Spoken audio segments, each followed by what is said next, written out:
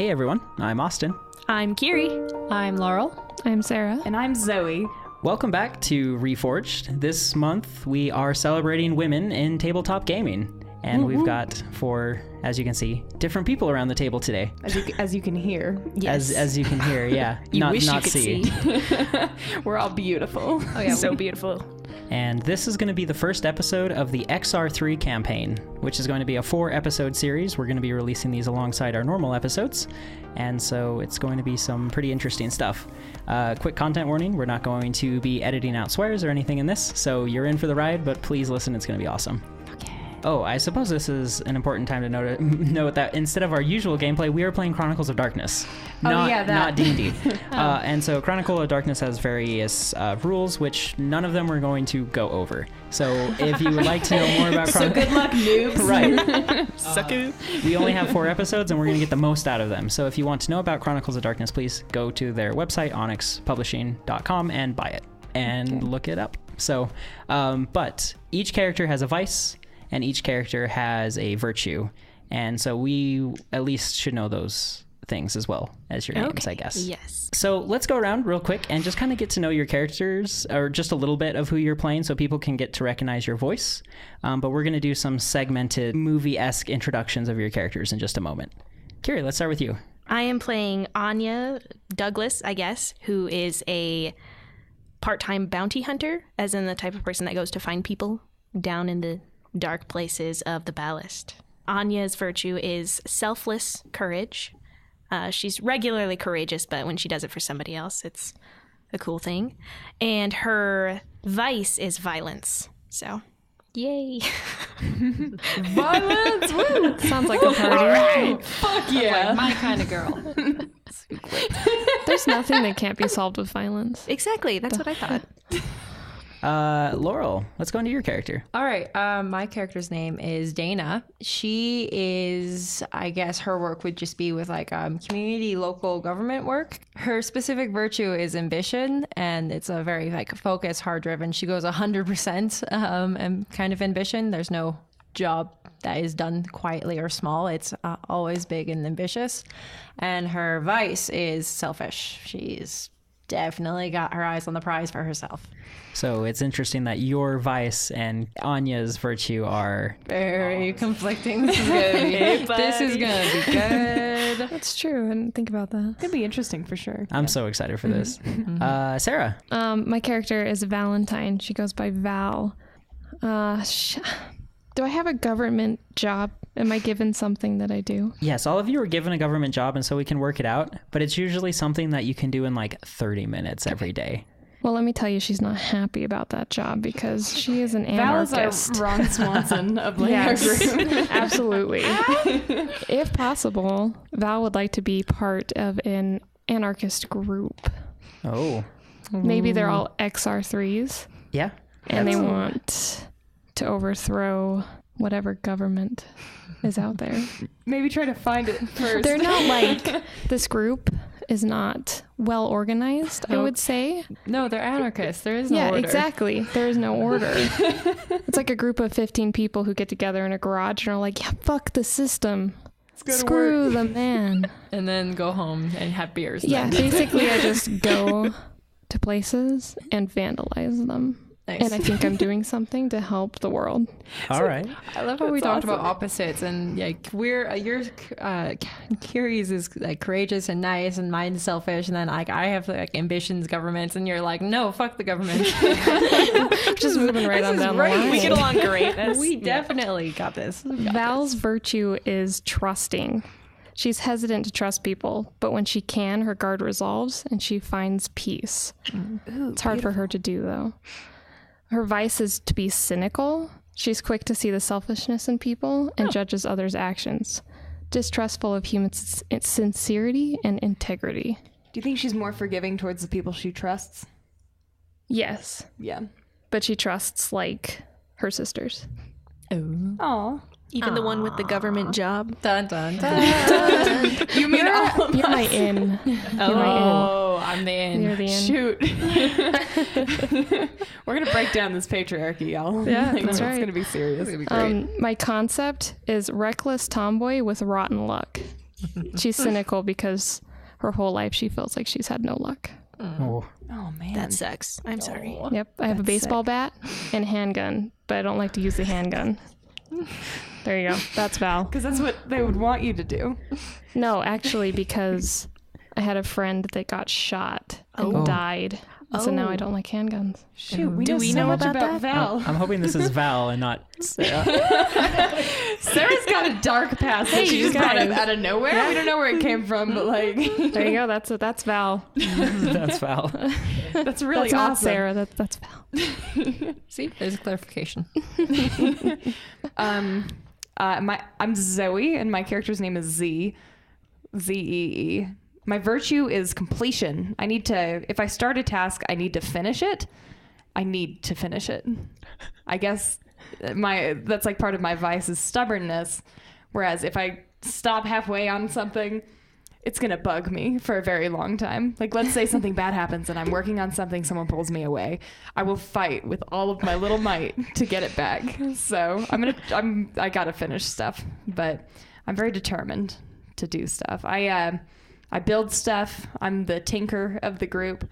If you need a tiny little knickknack or a firework, because this society is all about entertainment. If you want a little toy or something like that, then come to your buddy Z, and she'll work something out for you. Nice. So, also bombs under the table, but we'll talk about that later. I like it. So going into this world, I'm going to give a little bit of a basic background just so anyone new listening to the podcast can kind of just enjoy it. There's a lot of background lore, and I'm actually going to be releasing these data pads on Twitter from a woman named Kayla Andrews, and those will explain the world a little bit more in depth because we don't have all that much time in 4 episodes. Mm-hmm. But the basic concept is this world is in Earth's future. It's actually Earth. It's far enough in the future that things have changed a lot. The city you're in is a city called Albatross. It is massively big, a mega metropolis. It holds 1.7 billion people, and geographically, it's probably several states worth of like space. Albatross is separated into districts, the main one being the deck, which is ground level, and it holds most of the normal population, we will say. Just above that is a place called the Shroud. It's where high society lives. And above that is the Mast, where most of the government officials live. Anything below the deck is nicknamed the Ballast. And that's where a lot of this like infrastructure of the city is, like first level water treatment, air treatment, and all kinds of not so great jobs. In the Ballast, just below the surface, there's what's called the Canals. It is a entertainment-based district that looks very similar to the Venetian canals in Las Vegas. There's an aqueduct that runs through the center of it, and a false blue sky that will turn the orange of night. And so you get like a false sense of daytime, I guess, in the canals. It is vaguely like donut shaped, but to go around the entire circumference of it would take more than a normal human's life. It's a very, very large place. Whoa. That's so much bigger than I thought. I was like thinking City of Ember, you know what I mean? Yeah. Like very small town. No, this is a big place. Whoa. And when I say to go around the circle, I mean like you could probably physically travel around it in 100 years, I guess, but it's big.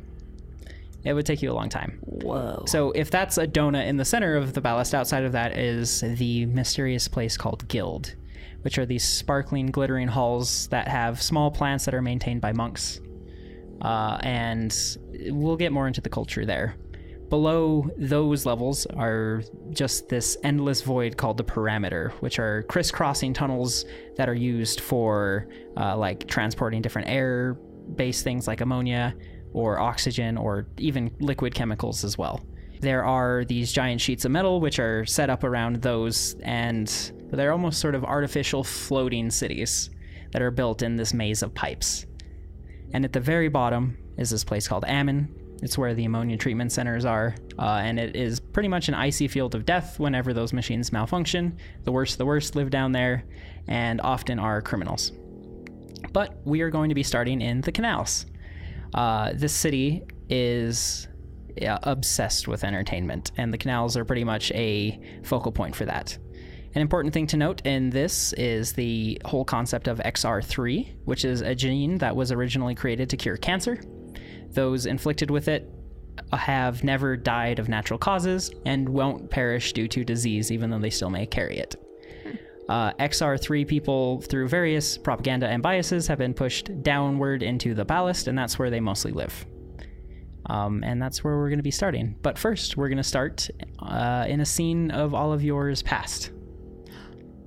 So, you all are, for some reason or another, orphaned. You live in an orphanage and school system. All of you are in sort of a mixed class. Some of you might be younger than the others, but you all are about to undergo sort of a transport from the ballast up towards the deck, where you will get new homes and live in like a new nice fancy school.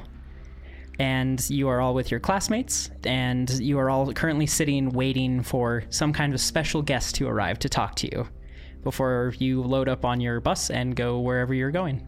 If there's anything you want to add to the scene, what you kind of are doing as kids, it'd be fun. But basically, you're in a classroom right now, all four of you, about 10 years younger than you are in real time, right? Like in your real characters. 7. 15. 10. 14. How long ago was it that like Val started becoming a serious anarchist? We'll say when she was 18, so only for 2 years. Oh, When we're okay. playing current time. So now you're still just a young, naive Oh yeah, I'm child. running around So saying, "Guess how bright. old I am," So cute. Oh. and holding up two hands. Just screw the patriarchy. Not yet. Down with order. All of you know each other, but you four are just classmates currently. And you all are sitting around, and people are nervously kind of chattering like, oh, I wonder who this special guest is going to be. And that's finally when your teacher, Miss I hope it's Bob Ross.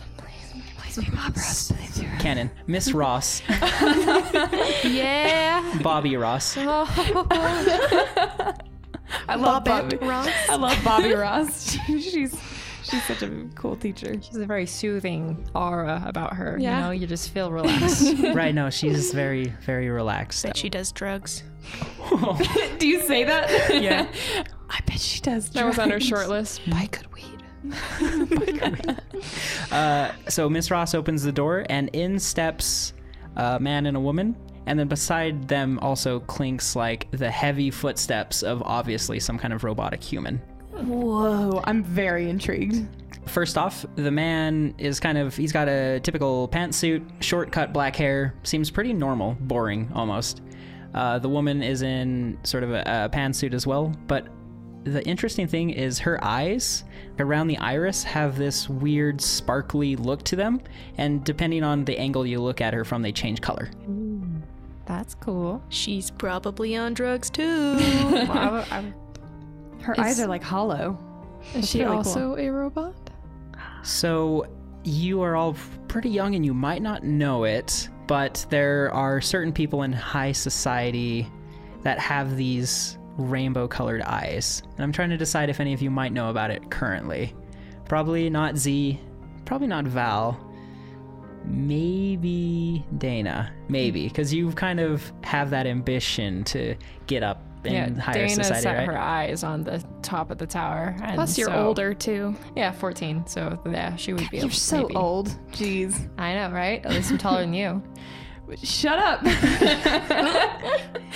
Well, you're all taller than I am. So. And we always will be. Oh. I'm 10. A whole 10. I used to be 9.5, but now I'm a whole 10. She's a 10, people. You heard her here first. That's a double digit. Double Yeah. digits. Into the big leagues now, kid. So, Dana, you know roughly, sort of, all of you know about the rumors of these XR-3 people, and that they might be living around you, these people with this gene that makes them, like, just strong and immortal, or super healthy or weird. XR-3 people have bodies that will process certain materials and get them out of their system real fast. And some members of high society like to distinguish and prove that they're not XR-3, so there's a special chemical they can put in their eyes. And if XR-3 put it in their eyes, it just washes it away. So this person standing before you has a definitive marker that proves they are not XR-3. It's a status marker. It's messed up. That's really cool. But it is. Dana's looking at this going, oh, she looks so cool. That is messed up. Amazing. It is. It's like a marker of that's messed up. Yeah. Yeah. Good. So, but Dana feels like this is a cool thing right now. Mm-hmm. Right. And this woman has quite a presence, and this robot steps up beside her. What are you guys doing here? Can we just like move along? We're here just to give you clearance to go up on deck. I hope you're all very excited for it. Yeah, if we ever get there. What do you mean by that? It's just taking forever. And all of you kind of hear a weird whirring from the robot.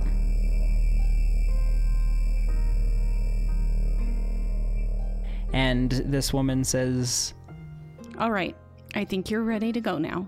and she starts to step out of the room. And then the man says, No, I'm going to need the following people to stay seated. If you can. If you can. Emily, Malcolm, Sierra, Andrew, Michaela, Anya, Z, Val, Dana. Just stay where you are for now, please. Why us? It's because you ones are special. We're special? Yes. It's kind of cool. And that means... It means you get to stay with Mrs. Ross for a while. What? I like Miss Ross. Miss Ross seems like a really nice girl. Wait, we were going up on deck today. Not anymore. What? Wait, what? You are staying down here. I get to stay? Wait, why? and he turns to Miss Ross, and she has kind of a panicked look, and he's like, I'm sure you can explain this to them. We're down here. Hold up, come back. oh, he just takes off. Hey, you bastard! This 15-year-old girl. Yeah, no, he's gone, and Miss Ross is like, Oh, come on, Anya. Don't yell at them. He just said we can't go to the deck. That's what we're supposed to be doing. What right? the hell is going on? You can't say bastard. Shut up. It's okay. You'll get there one day. I promise. Okay. Kids, do you know what the XR-3 gene is? Isn't it bad? Yeah, it's the freaks who don't deserve to be up on the deck. We do. What the hell? No. Not freaks, just, different. Like the robot? In a way. Shut up about the stupid robot. They're treated differently from other people, though. Yes, they are. And what does that have to do with us? Those people were here to see if any of you are XR-3s. And it looks like all of you are. Whoa! What a crazy revelation for a bunch of children. Did not see that coming. I'm a what now? This can be a great thing. You don't have to worry about dying anymore, right?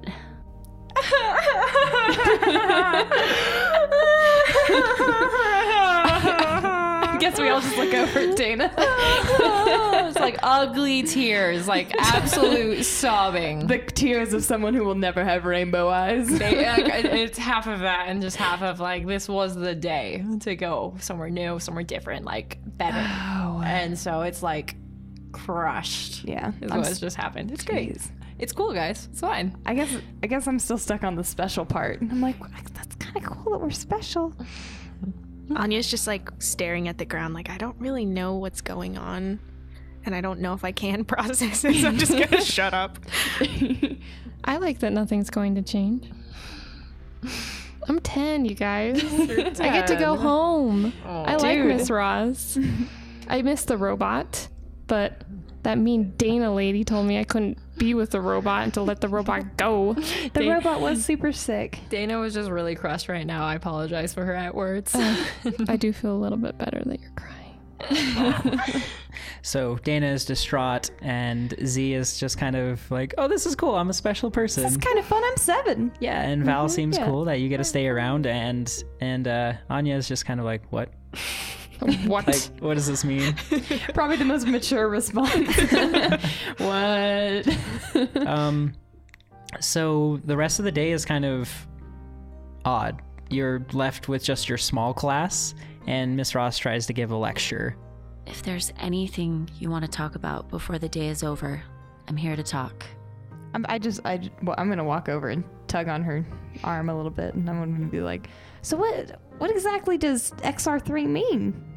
It means you have special genes that other people don't have. But my genes are all scratched up and ragged, just like everybody else's. No, I'm talking about the ones inside you. That doesn't... I guess I don't understand. She pulls out a little notebook and it says tomorrow's lesson genetics. She underlines it. Do we get any upgrades? Like, can I fly? No. Oh. But you won't get sick, which... Have you ever gotten sick before? If you think about it?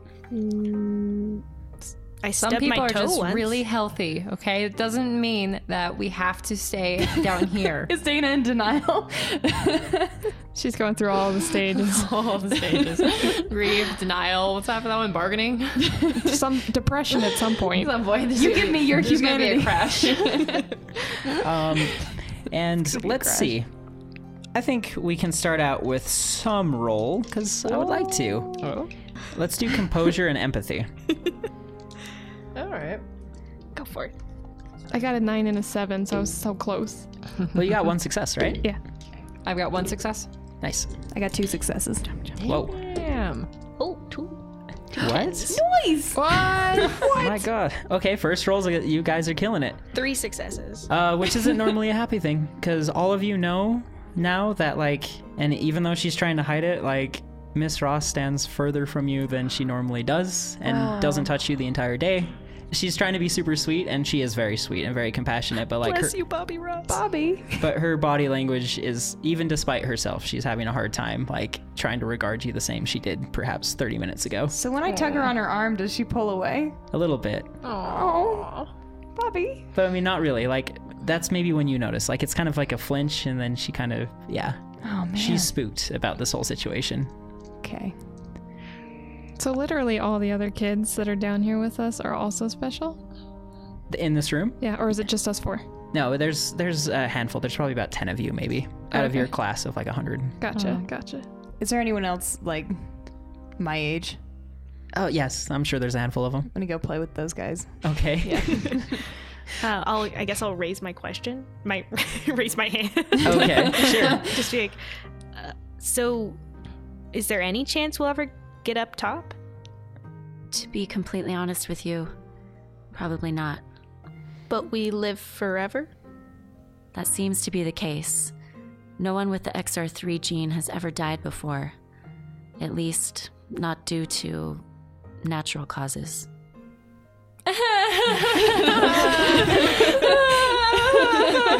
Just more ugly sobbing from a 14-year-old who is just The most angsty. the most angsty 14-year-old. Don't worry, we'll get back to the stages of grief in a minute. All right. I had to take a brief intermission. If any of you have any more questions, that's fine. Otherwise, there's a little bit of a time jump. Okay.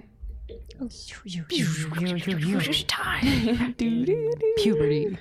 In normal school season, maybe this happened in like January-ish, so there's still a few months you have left with Miss Ross, but eventually you graduate and you are done with your schooling pretty much, and you are kind of just let loose into the city. And for a while, Miss Ross kind of meets with you and helps you out and will even like slip you some money every now and then. Aww.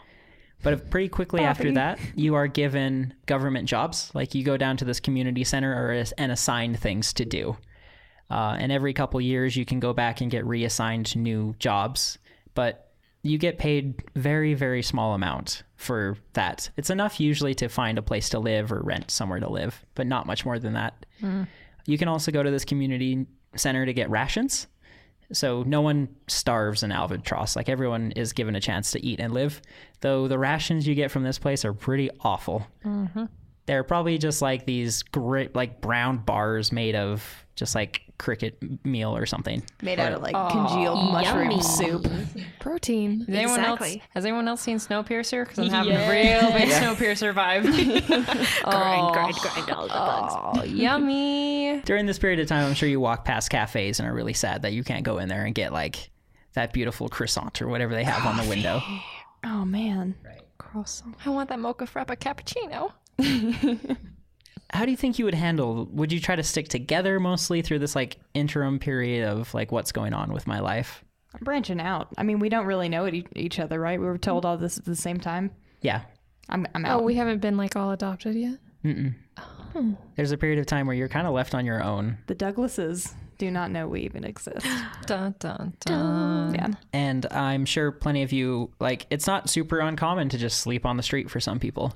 I think Anya might actually like creepily kind of keep track of everyone, just sort of keep tabs, make sure they're not dead in a bench Everyone or in the whole something like class. that. Val would stay with Anya if that was an option. Yeah, Okay. she would kind of just stick around and keep an eye on people, but from a distance, nothing too pushy. Good to know we have someone looking out for us.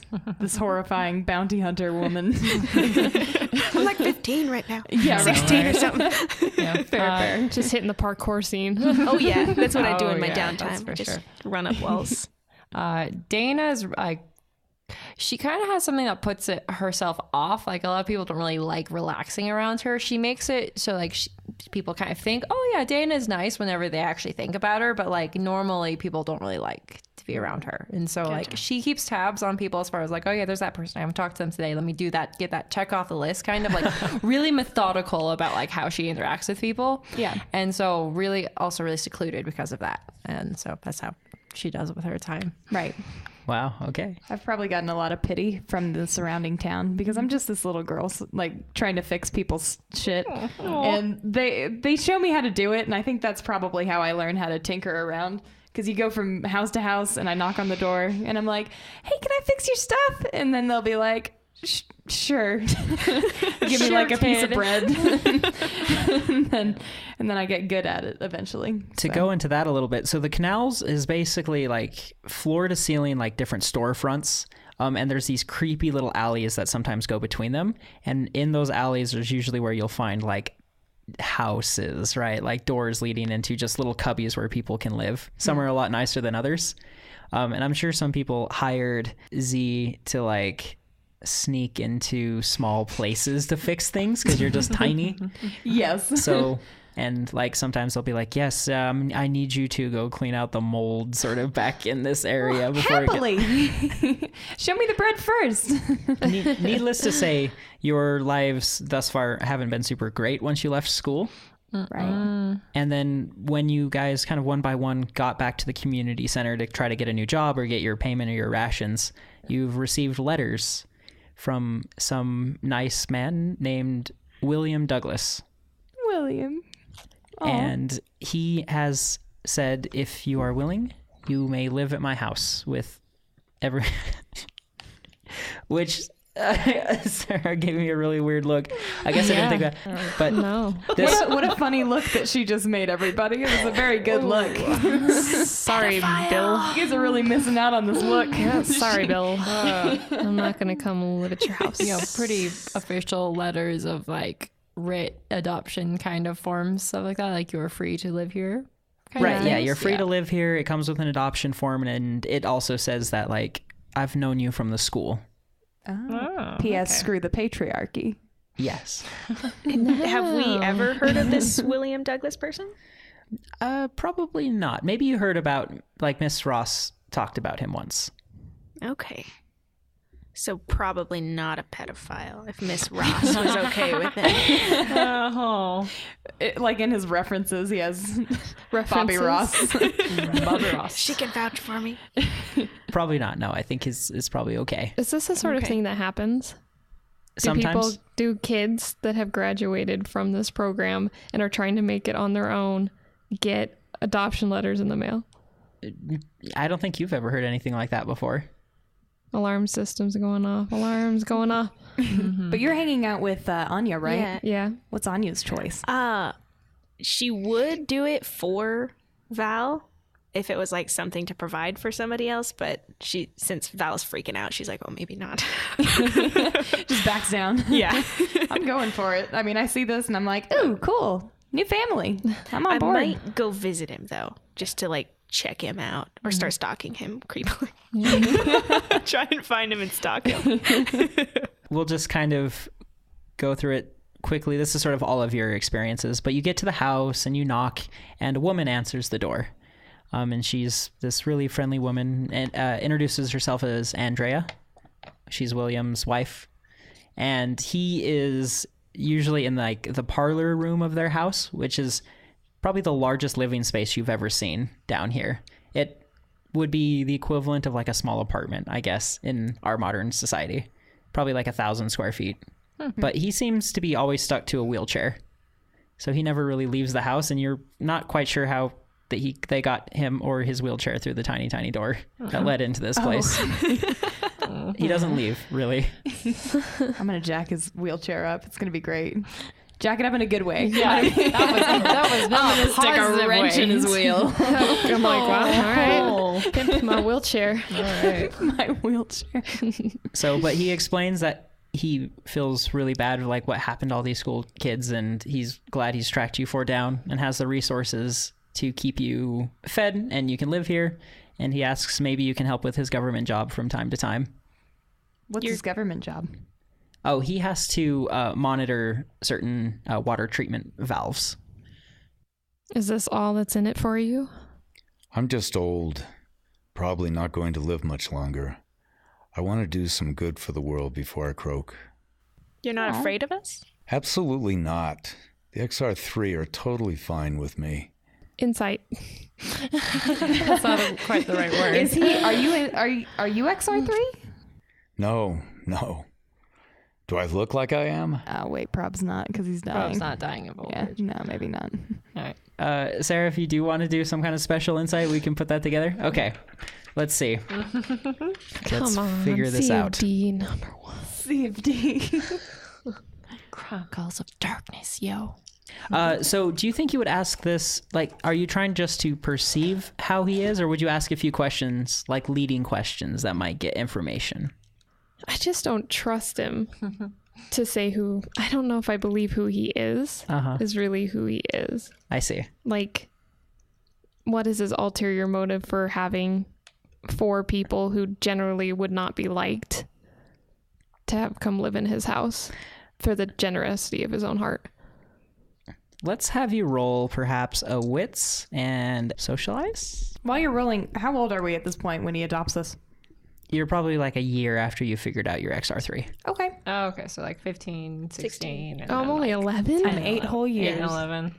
You guys are still itty bitty. You're a little bit more discouraged from your I society thought I graduated when I views. was 18. You guys, I'm playing like... Okay, maybe I don't care so much. You don't care so much? Yeah, maybe not. Okay, let me eat my cookie before I respond. Oh, okay. That's fair. Finish the cookie. I was gonna say at 11 you're probably still smarter than I am, so you're fine. 16 now. At 11, it's more like I'm worried that this isn't a for sure thing. Oh. It's hard to have. Stability. Yeah, exactly. That's your thing, right? You don't trust people. But when you do, Well, you trust them. I'm starting to get to that point, Right. Because the more people who start to let me down, the more I'm like, it's not Just worth solidified. trusting. It's so that makes more sense in wanting to adopt an 11-year-old. But yes, I am kind of like, You're still a cute little what's puppy. keeping you from just walking away? He looks at his chair. Oh, snap! Rude. I turned to Andrea. Same question. You're not the first we've adopted. When you want to leave, you're more than welcome. We're just trying to make this district a little bit better. Cool. Does that mean food? Yes, real food. Mr. and Mrs. Douglas, I would just like to say thank you from the bottom of my heart for taking me in and for taking all of you all in as well. I think I'm inspired by your generosity, and I hope I can learn from you. Dana, that was so touching. Oh, they looked at each other, like Andrea and William, and they're like, Oh, she's a polite one. This is going to go well. She's probably the sane one. We don't even have to keep an eye on that one. She's probably the oldest. Nope. No, that's Anya. No, but Dana is also like looking around this apartment to see like what's here and like what there is to work with as far as like the scenario. And it seems like it's a nice little home. It's You're a place appraising it? a little bit, yeah. Anya's probably just like, can I sleep on the carpet if there's a carpet. Are there carpets in these houses? This one has some. What? Can I sleep on that? Yes, of course. No. The first thing you say to your new parents, can I sleep on that? I mean, it's like a whole room situation. I love that. So this is a 2-bedroom apartment. Andrea sleeps in her bedroom. 1 bedroom's for you. And Mr. Douglas just sleeps in his chair pretty much a lot of time. Oh, they got to clean that. Well, he thing. does. He moves over to like a recliner every now and then and stuff. But Okay. Can I start helping him with that? Sure. Oh, That sucks. Can't imagine not moving. I can run up walls. Maybe I could take you sometime, but roll you down instead. none of us have any filters. I just realized that. Oh, yeah, you don't have any legs. Or you do have legs and they don't work. Are there stairs in this apartment? No, it's a flat. Oh, okay, never mind. Does Mr. Douglas like roll into the room with his wife, or do they just sleep entirely separately? Oh, he can. Okay. They're not like, as far as a cutesy old couple, they're very friendly and stuff, but they're not super like affectionate necessarily. They're kind of like old and in the motions of things about. They're just doing their part in their mind. The sweetest thing that they usually do for each other is like prepare meals and things like that and say nice things, That's so cute. That's living the high life in this far off future, and below the deck. That's nice. Like, I guess maybe even this apartment, like, it almost has an air of nostalgia. It's so very quaint compared to most places, right? Aww. Yeah. Mm-hmm. I want to go up to one of them and be like, do you guys need anything fixed? Oh, and like a leaky door, or just something. A leaky door? Like a did I say leaky freaking door? Like a leaky. I'm not good at fixing things yet. I don't That's understand. a big problem. I'm like 8 years old. I've never had a door before. You guys Do they leak? That's awesome. Oh my god. Do you have a leaky door? We have a few things, yes. Okay, well I'll work on that stuff. Give me a list and I'll do it. Okay. And your first night there, you realize that like you can hear the sounds like right through your wall is a kitchen to like the bar / like kind of club next door that you're. Oh, we're living next to a club. This is gonna I heard be tight. bar. Yeah, it's more of like it's a fancy sort of bar, fancy sort of club. Oh. It's a place called the Red Ropes. And it's sort of like a jazzy sort of kind of place. It's not intense.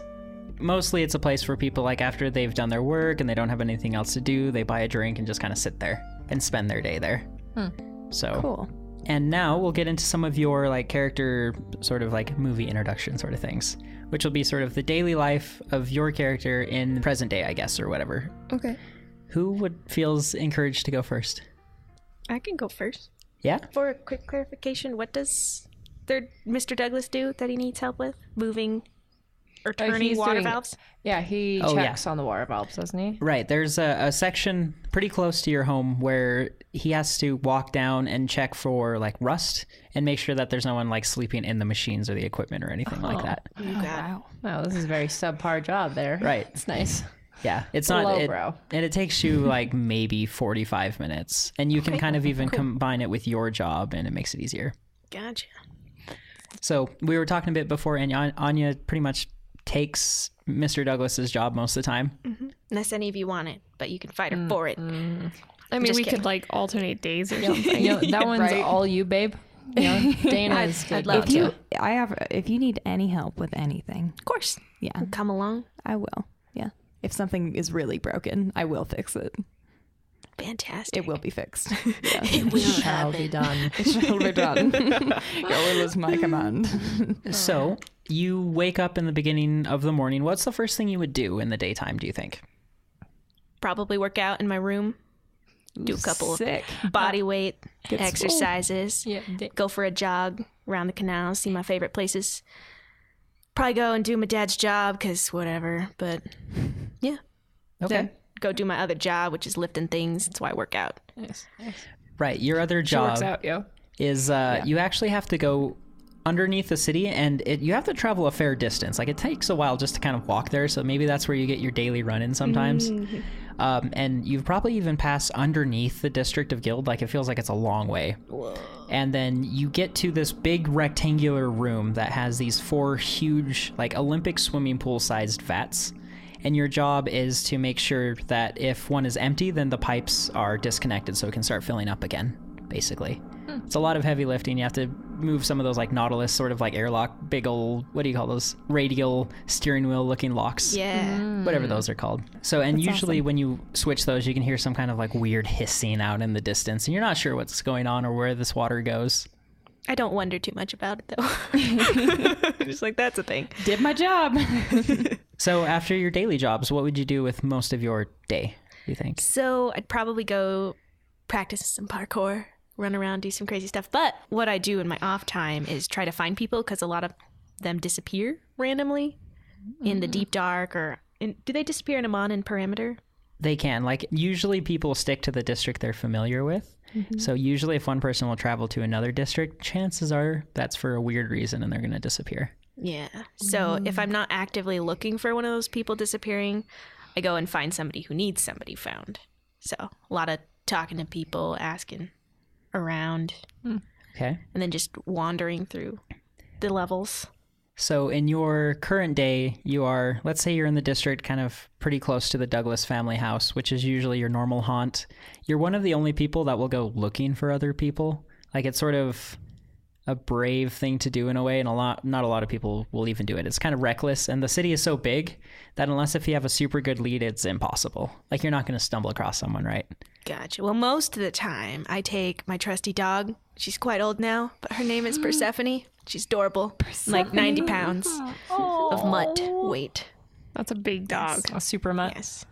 And Oh so, my gosh, I love this dog. she's so cute.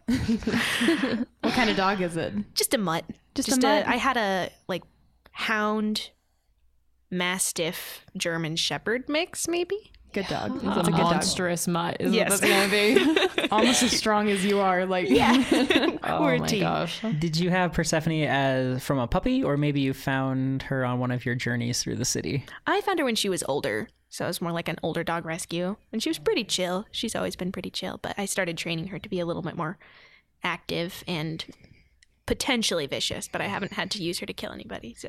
Okay, maybe you found her one of your normal days when you were looking at Mr. Douglas's route, and she was kind of like sleeping underneath sort of like a little water heater thing, trying to keep warm. And I read in an ancient book about something to do with flowers in springtime, and I was like, that's my dog. So, this dog is precious. yes, she is.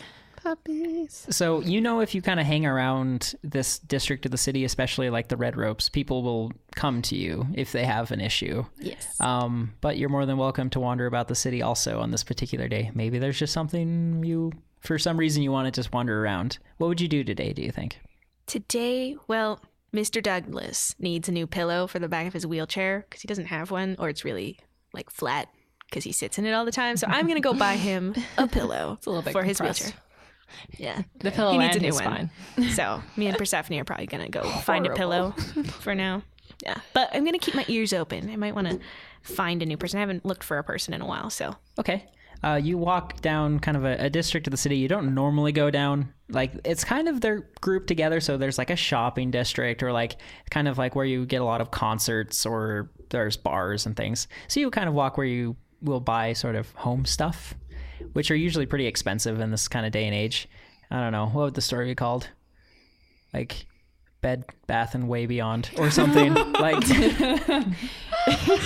so you go into Way Beyond. Beyond, and beyond. Way beyond baths. That's what this is. To infinity and beyond. In this world, there are like digital forms of payment, just kind of like credit cards and things. Yeah. But the physical form of currency are called chips, which are actually directly derived from the propensity to like gamble. So they are these kind of like round coin-shaped things. So, but if you're browsing the pillows, and they get exponentially more expensive as you get into like your memory foams, and then your like synthetic bird feathers or whatever, and then even beyond that. Human hair. I will buy ew. I can make my own. The most expensive pillow. I'll probably just buy the most expensive one I can afford. Okay. So like when you say afford, like just literally all your money? No, just like as far as pocket change goes. Yeah, you've budgeted it out to get all this of that for- minus 2 drinks, like the cost of 2 drinks. Oh, okay. So, Sounds save that good. for later. You buy a pillow that's significantly nicer than Mr. Douglas has Yes. currently. Where would you go to probably have your drinks? Oh, a new bar.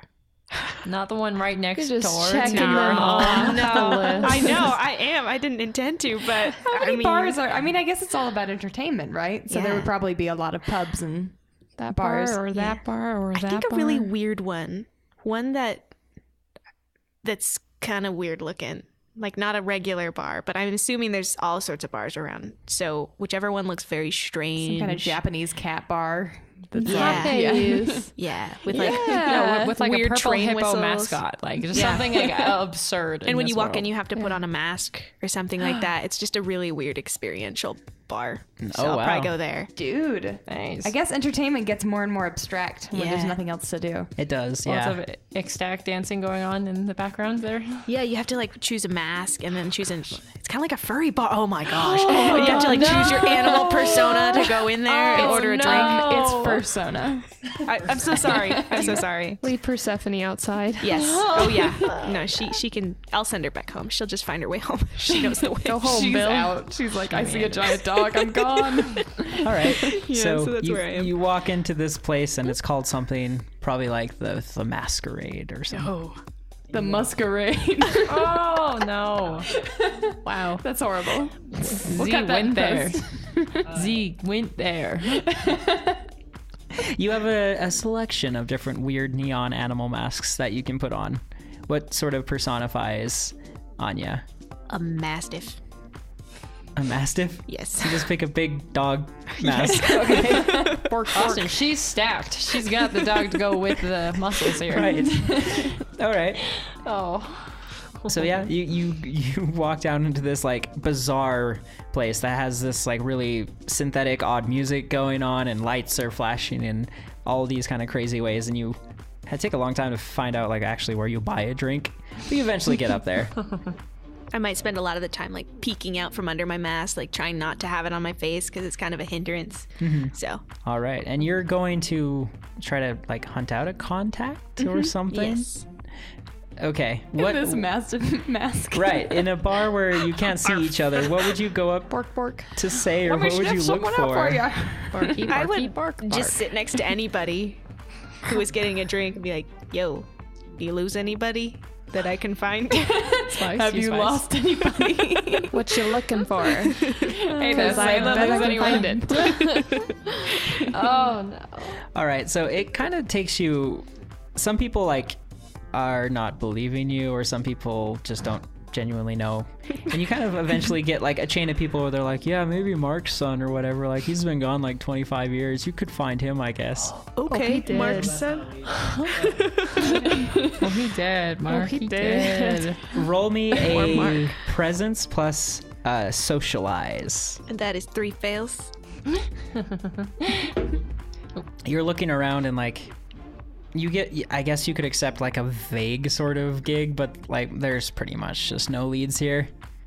What do you expect in a furry bar? Oh, very nice. You know that stigma. Furry bars. You Maybe. can't- No work there. don't Yeah. work. What are you gonna do? And you wander your way back home. The false sky starts turning orange, and then it kind of turns a creepy red sort of at night, which most people ignore sort of the time. It's just kind of a color basically, but it's supposed to symbolize a 24-hour sort of period. And also an interesting thing is in the canals there are these like sprinkler systems that are set up all around the roof, and they actually will rain and then move along the canal. So if you can stay ahead of the rain, stay out of the wet. Over 100 years. Oh, my whole life I've never seen rain.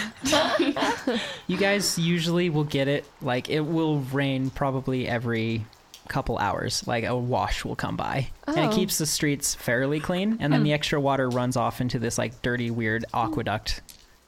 Does it go veggie down section into in the grocery store? Pleasant. Yeah, it is. It is. More veggies. There's just a mist that comes by to water the people. Oh my gosh. Does all the muck go down into the parameter? There are drains. You're not sure where they go. Probably not, because the city's pretty careful at using its water. Okay. So Same stuff you take a shower in. And drink. Yummy. right. I guess that goes into things too, like the XR3. You can drink nasty water, usually without repercussion. Oh, but it's still nasty. That's the repercussion. That's sick. I don't in have to both carry meanings. a water bottle. Exactly. Val's a pragmatist, like through. The first thing she thought, I don't have to carry a water bottle anymore. Hey, I ride a motorcycle. I gotta fit a lot of stuff in those bags. Oh no! You know how like there's those air fresheners for cars? What if there was like a water, like you carry like a mint bag basically, or like a tea bag to make the water taste better? Like that's the equivalent for nowadays. Just like mint leaves. Dana does. Yeah, that is what Dana does. All right. Dana, Fancy tea. goodness, Dana. What are those little like egg-shaped water flavor things you squeeze into stuff? You know what I mean? Yeah, that's it. That's what she does. Just little She carries juice one packets. around like on like a little like bracelet, so that like, she just has it with her all the time. Like, yep, time for some water. Hydrate. God, I'm just like on the street lapping it up like a dog. Lap, lap, lap, lap. She's probably an XR3. Well, I do have a tattoo that says that. Do you really? I do. XR3 and free or something. And proud. XR3, come at me. I like that one. So Anya, you get home probably earlier than any of your sisters. Even Andrea's out and about in the city, so it's just kind of William there. And he's watching just some kind of asinine program of some sort. An old Jeopardy. Right. Yeah. Ye old Jeopardy, still on TV. A couple 100,000 years in the future. Yeah, that's right. Jeopardy recorded on data crystal or something. Oh my gosh, how fuzzy would that be in that far in the future? Oh my gosh. This is 4K. Back in my day. And I don't know, I guess when you walk through the door, I think William has like a cute nickname like Pup or something for you. Because since you got your dog. So he just kind of grumbles. He's like, Welcome home, pup. How are you? I got you a pillow. A pillow? Yeah, it's that crazy memory foam stuff that like forms to your body. Here. okay. Just run and like shove it at him. Oh wait, you need help with that. You kind of like loop an arm around him and lift him up. And you're surprisingly strong, I guess. Pull him up and replace the pillow and stuff. That's adorable. Yeah. Our lucky pup. I got you, Dad. I got you. I got you, Diddy. And yeah, then I'll probably just chill out with him and watch mindless asinine TV. You were such a good Yeah, daughter. you're the perfect daughter. You're the good daughter here, honestly. This is what's happened. Oh my gosh. And then, yeah, Persephone comes and like kind of crawls on the floor and all three of you just watch television. Yes. That's so cute. We all roll our eyes when we walk through the door. Oh. The perfect daughter's here. Can't spell honesty without Anya. Oh, that's good. Wait, can you? Anya Steve? Yeah, Anya honesty. Steve. I like it. Aw, what a sweet day. Oh, no. So, Dana, you get to your, we'll get to your government job, but for now, like, what do you do when you first wake up in the day? So she first wakes up and she does yoga. Okay. We all exercise. What is this? Yeah, but like Pilates yoga, just like the really like kind of simple stuff, and a lot of it's just based on the whole like meditation and find your inner one and visualize your goal and breathe in and breathe out. Like just like really like that stuff that's just meant to like visualize and like focus and just like I will achieve what I set out to do.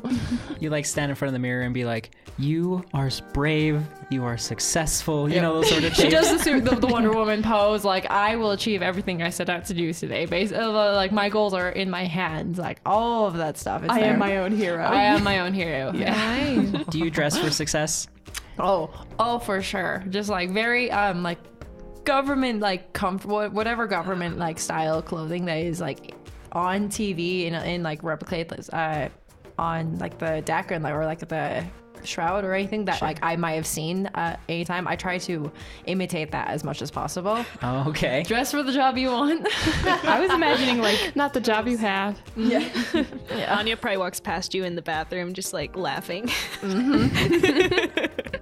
I think like some of the higher society outfits, like they still have maintained a very nostalgic sort of like pinstripe sort of looking stuff, but the materials are usually fit for living in this like sort of crazy modern world. Like down in the canals, maybe you have a waterproof set, so if you get rained on, it like slides is off. semi-functional, but like there might be a little bit of like bad idea hairstyles going on that I have to fix like every 3 minutes maybe, or I don't know. There are sacrifices to look that good. Yeah. Can pull out an umbrella in 0.3 seconds.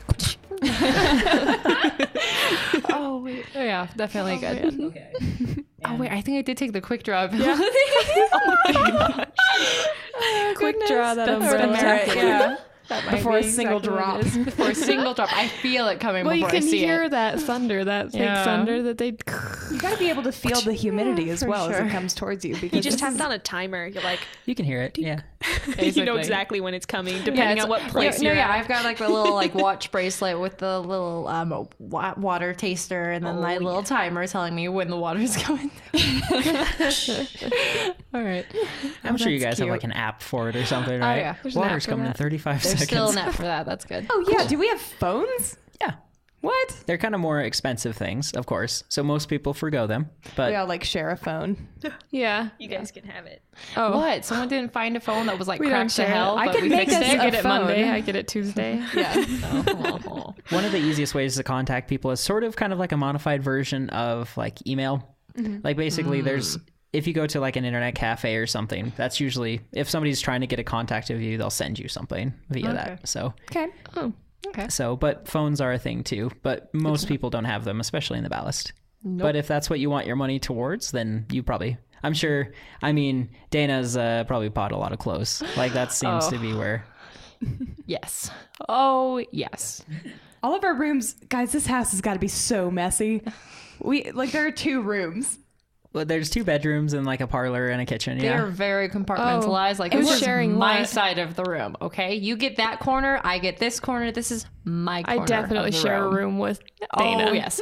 Oh, yes. Val and Dana are in the same space, and it's amazing. I Yeah. can't wait. There's a fine line between the chaos. Oh, gosh. Those are the Maybe ones- not so those are the fine. sisters Maybe a that little fight. bit more stark at that point because there's the chaos, and then there's just like this like pin neat, orderly, just like I know where everything is. I know what I'm going to wear tomorrow. I know what I'm going to wear next week. I know exactly where it is. I know if you touched it. Do they have a garage or anything like that? No, they don't have any sort of, they have probably like a little space, like a storage space that maybe Val has rented out for her motorcycle crafting Oh, stuff. okay. Yeah, that sounds right. Good stuff. Yeah, you guys kind of rented out a bigger space, and Andrea asked if she could borrow some of it, and she's like set up a curtain. Oh, nice. Oh, okay.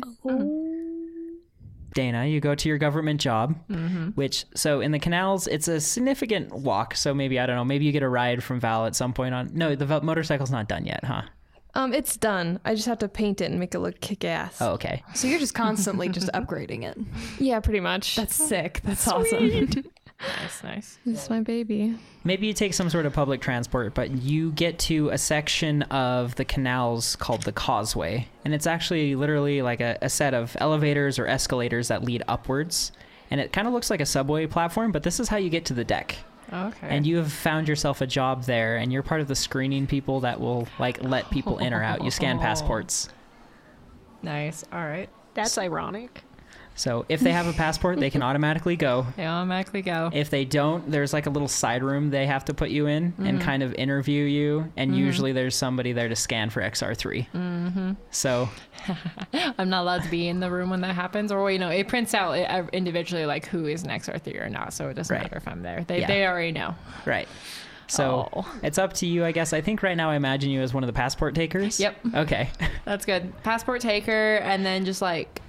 And everyone who goes through, like, I've made a mental list of like, oh, that person comes here often. Oh, this person is visiting specifically for business to check on other things here or there. Like, she keeps tabs on everyone who goes through, Okay. and then kind of makes an effort to say, oh, how are you? Good morning. How are you doing? Can I get you anything while you're passing through? Kind of stuff. Like, She is schmoozing, brown nosing, socializing, absolutely. like to the max. Like there to the max. She like memorizes like what their coffee looked looked like to see if I can like replicate it. Do you want 2 sugars today?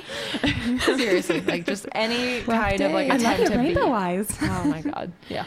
Give me your rainbow eyes. Ma'am, the coffee, it's pouring over. Usually the type of people that go up and down are usually a sort of business people. And so not a lot of like high society will come down into the ballast. No. But if somebody is starting up a business, they'll come down usually. And so, or like maintenance people sometimes will do that, like if they have to be hired from above and things like that. So you might have known a few people who are like, yeah, if you're ever up top, just come visit me here and here. But secretly, you probably won't get there, right? They don't know. I know. Yeah, right. Yeah, because it's never polite to ask if someone's XR3 and no one does, really. Yep. So, That's good. yeah. That's good that's common knowledge. And so you spend a few hours doing that. Your shift is over. You can do whatever you want. What's your sort of day job? Day job, like just like fill up the hours of my day now that my Yeah. government job is done. Let me think. Kind of a lot of like community browsing, like how are you, like what can I do to help you a little bit, like kind of like community service, almost as like public good works is like what I'm going for. Like she's trying to be very like visual, like aren't I amazing, like look at me doing all of these things for the neighborhood. It's this weird thing in the back of her head, like if I can't go anywhere else, I'm going to be like the most like awesome person to everyone else's mind kind of thing. Okay. Ooh. So Like- you're like the head of the equivalent homeowners association. Basically. You're like, okay.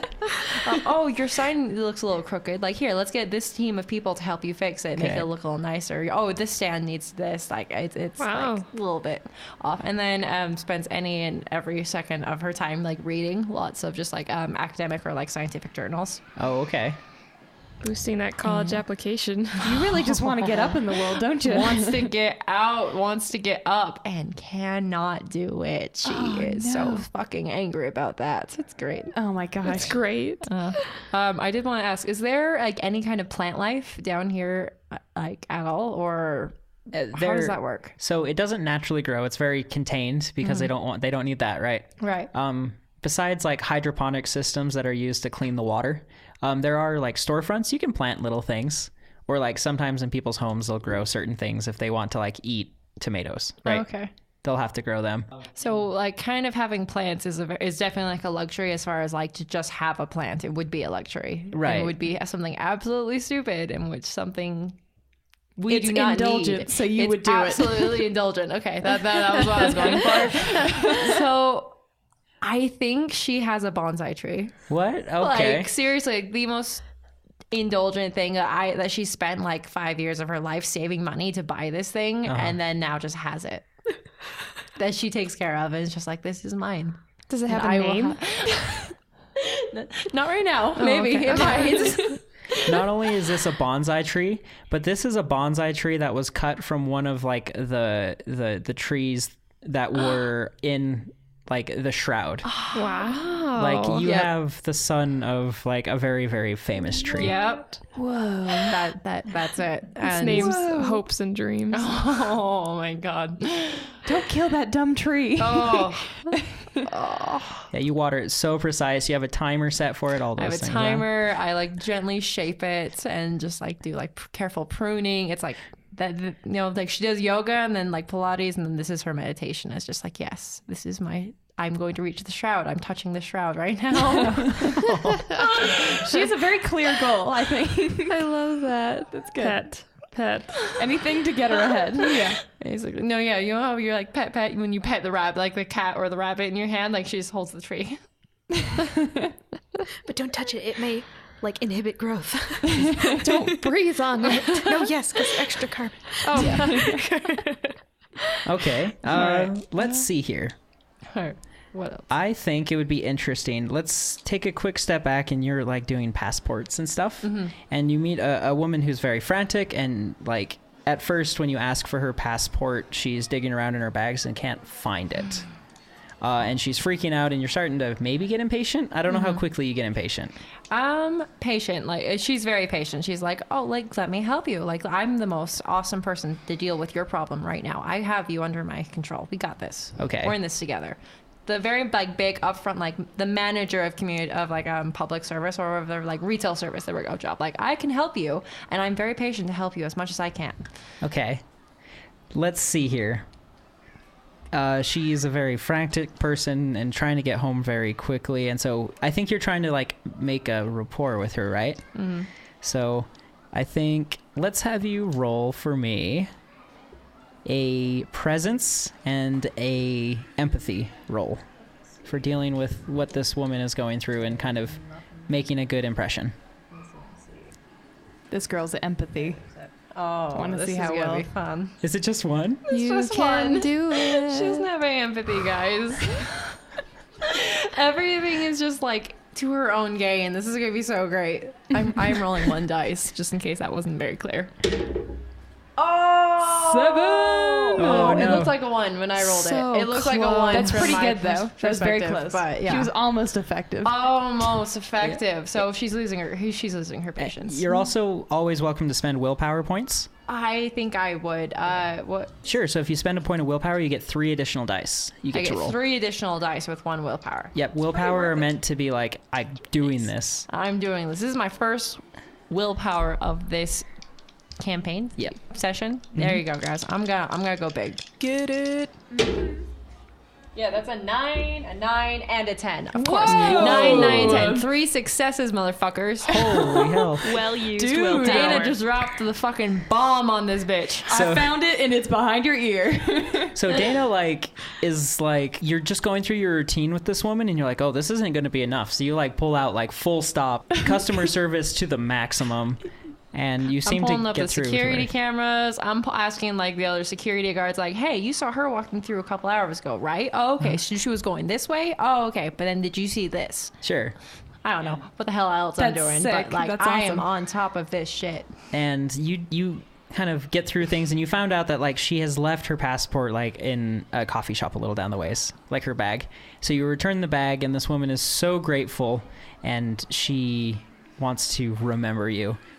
Oh, thank you so much. Please write down your name and contact information. I'll want to speak with you later. Here's my card. Oh, of course. I'm just doing my job. I'm so glad I was able to really help you, miss. Can I get your name as well? My name is Kayla Andrews. Oh my gosh, you Daine guys, writes it's it her. down nicely. It's not kind of like a flowery script where it's readable, but it's definitely like practice calligraphy that I've spent hours just like, this is how my name will look to everyone. When I'm famous and signing my signature. Guys, like crazy-minded focus in this gal. Okay, so yeah, so Daine gives Kayla, right? Her information and just says, "Oh yeah, so sorry, I'm so glad we can help you down here, and I hope you have a very good day." Oh, yeah, and she's thrilled and runs off. She seems to be in a hurry. Yeah.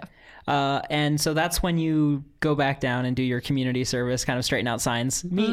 Straight, like honestly, whatever it is down there that like could be done that Sure. gives me like a public face. Look at me, I am amazing and I am good at like helping you solve your problems, kind of thing. As far as like your itty bitty everyday, really not hard to solve anyway problems, but Sure. like I can help. Okay, cool. And when we spoke So before, every politician ever. do you still have aspirations of being like kind of a singer? Like it's a small time aspiration as far as like I'm down here and while my heart is in the shroud, Yeah. my body is down here below the deck. So I'm going to be like, yeah, like she sings. Okay. Well, I mean, since entertainment tries to. is king in this environment, like some of the most famous and well-respected people in the Shroud are like entertainers as far as singers and poets and things like that. Mm-hmm. So, because what a better way to entertain people, right? There are other ways to entertain people. Well, yes.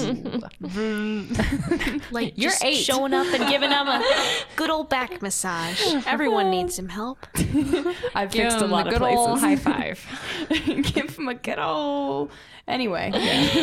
So I think you help out the community, and in a way you almost collect like donations from people. Like you kind of help out small favors, and so you're not officially paid to do anything, but people still like, we want to keep her around because Nice. she's doing nice things. And then maybe you end your day at the Red Ropes, just Yeah, kind of for sure. singing jazz. Yeah, singing jazz there. Yeah. Care to give us a sample? Boo boop be doo boo. That was cute. She's just a physical. She's just Betty Boop, and I will never imagine her character otherwise. Oh no, no. Diana Boop. I have like a short-term goal was for her to go get her hair dyed, if that's possible in the ballast, as far as like dye it blonde. Oh yeah. Yeah. All right.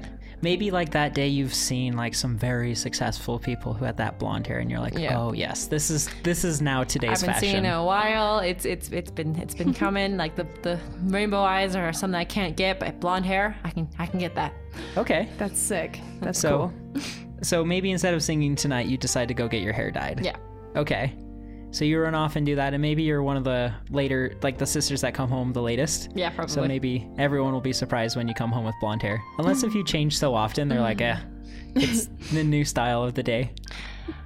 I think hair not so much. Like she doesn't really do much to her other than like make it look nice and like professional, but like not like a lot of overall change, because I'm guessing those will also be kind of expensive. And so the cheaper alternative is just make it look nice, but And dyeing. Since we're all your sisters, we know you. So like if we know we have to, compliment you because that's your character. It's like, it's like, oh, it looks so good. We noticed that you changed something, and that means a lot.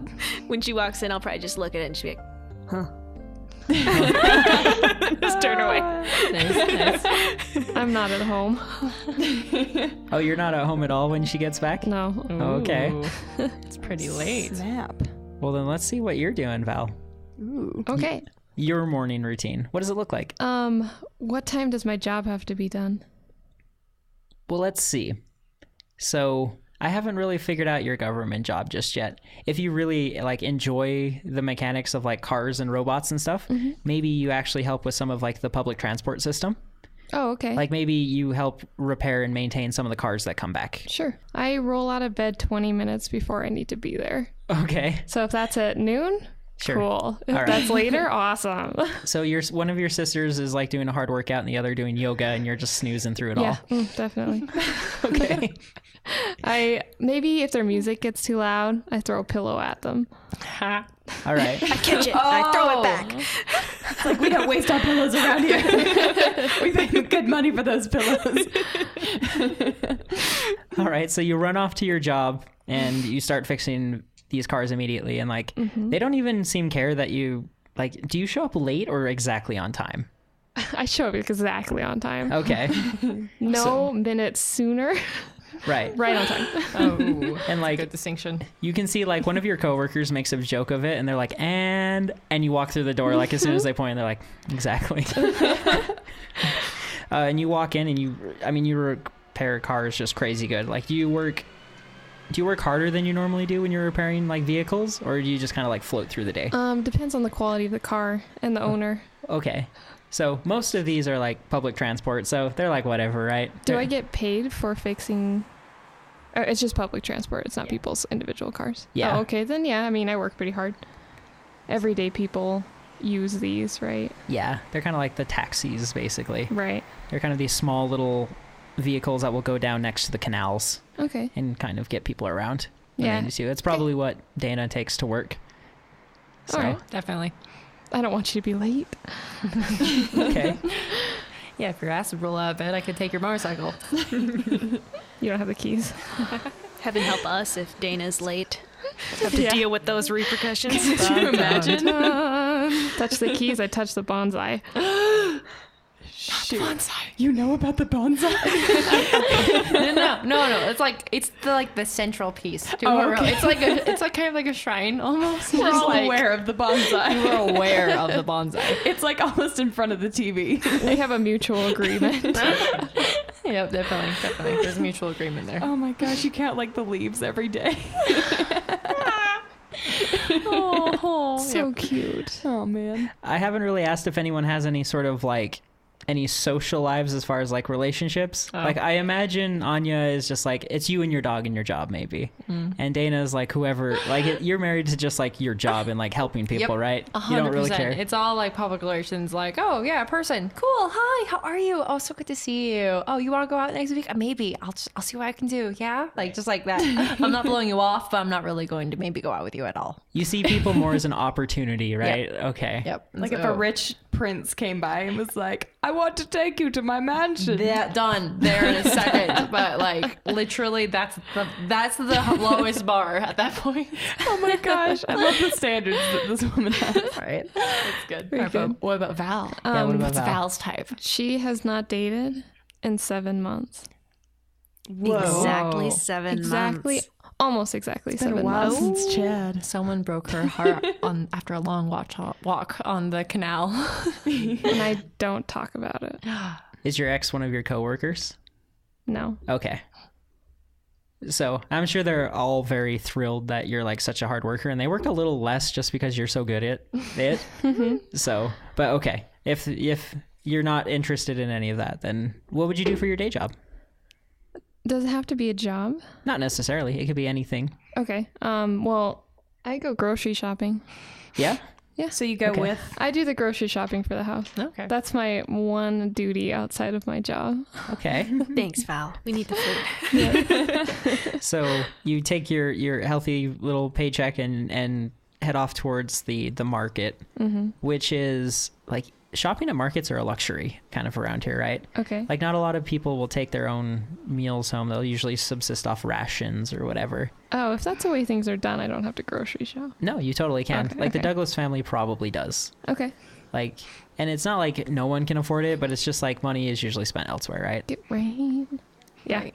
A lot of the food is grown above, and like some of the merchants will bring food back down to the market and stuff. Okay. So maybe that's some people that Dana deals with a lot too. Like people bringing produce and stuff down. Mm-hmm. So Dana wants those fresh salads, yo. for those fresh salads, She wants those salads. You want to be like those Shuttershock character, like the happy women laughing and eating salad on those pictures. You guys know what I'm talking about. Yeah. Yes. Yep. Yeah. The stock images. Dana wants it all. Oh my gosh. Be the stock image you were born to be. So do you cook for the family or just buy ingredients? Just buy ingredients. Okay, but it seems like you have the power. Like whatever you buy, they have to cook. So what sort of stuff do you want to eat tonight? I use it to pack lunches. Oh, okay. I don't usually eat there for dinner because Oh. I'm not around. I see. So what does Dana like to eat for dinner? I don't know. I feel like Dana absolutely has no control over this. So she's like gives I you like I post a I want list. to do this. I post a list on the fridge. Write down what you want. If it's a reasonable request, you'll get it. That's how this works. Cheese. It's like the food mafia. It happens. Yeah.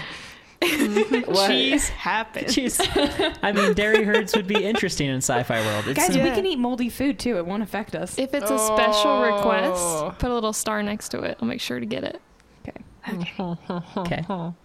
I put obscene amounts of candy every single time. Oh gosh. Just like a list at the end of it. I probably occasionally put cheese on there. All right, cheese. Just Is cheese. cheese a hot commodity? Yeah, I think so. It's a synthetic cheese too. Like it's not made from actual cows anymore. Okay, is cheese on the But- list? Oh yeah. Time to steal me some cheese. And so, man. yeah, I mean, grocery shopping, that's not difficult. You pick up all your stuff. Oh, even if I'm stealing some stuff? You're stealing the cheese? Yeah. Oh, well, that's different. Hey, if we can't afford it and it has a star next to it, I'm getting Your that cheese. voice, you stealing the cheese. She's Austin that broke character for a minute. You're stealing it? The first T-shirt. You're stealing the It had to be cheese. Sarah. It would have been no one else but Sarah's Val. That had to have been it. Right.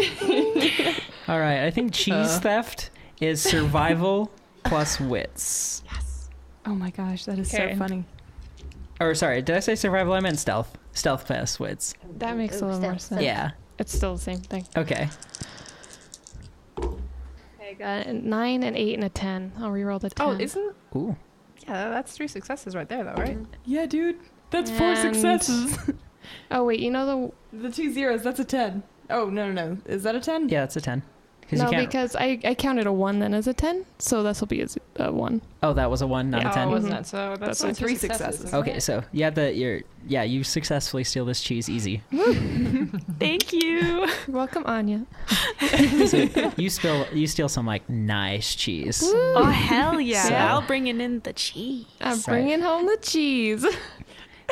So like if I'm sure Val has ever brought back like the receipt and the things, like you can look it over and be like, this piece of cheese was not on the receipt. Unless if you're smart enough to get rid of it. Oh, yeah. I toss it. Toss the receipt every time. Yeah, but I toss it in the trash right outside the house. Anya doesn't question. She's just like, wow, cheese, and shares it with Persephone. But Oh, no. Don't give the dog cheese. Wait, where does the dog poop? Probably out. He's toilet trained. Cheese poop. Gross. no, cheese is really bad for dogs. Man. Side note, do not give your dogs cheese. Yeah, this is a disclaimer. Hashtag no cheese for dogs. Spread it. I ride home. I Okay. dump off the groceries as fast as I can. And then I head out to get paint for my motorcycle. Okay.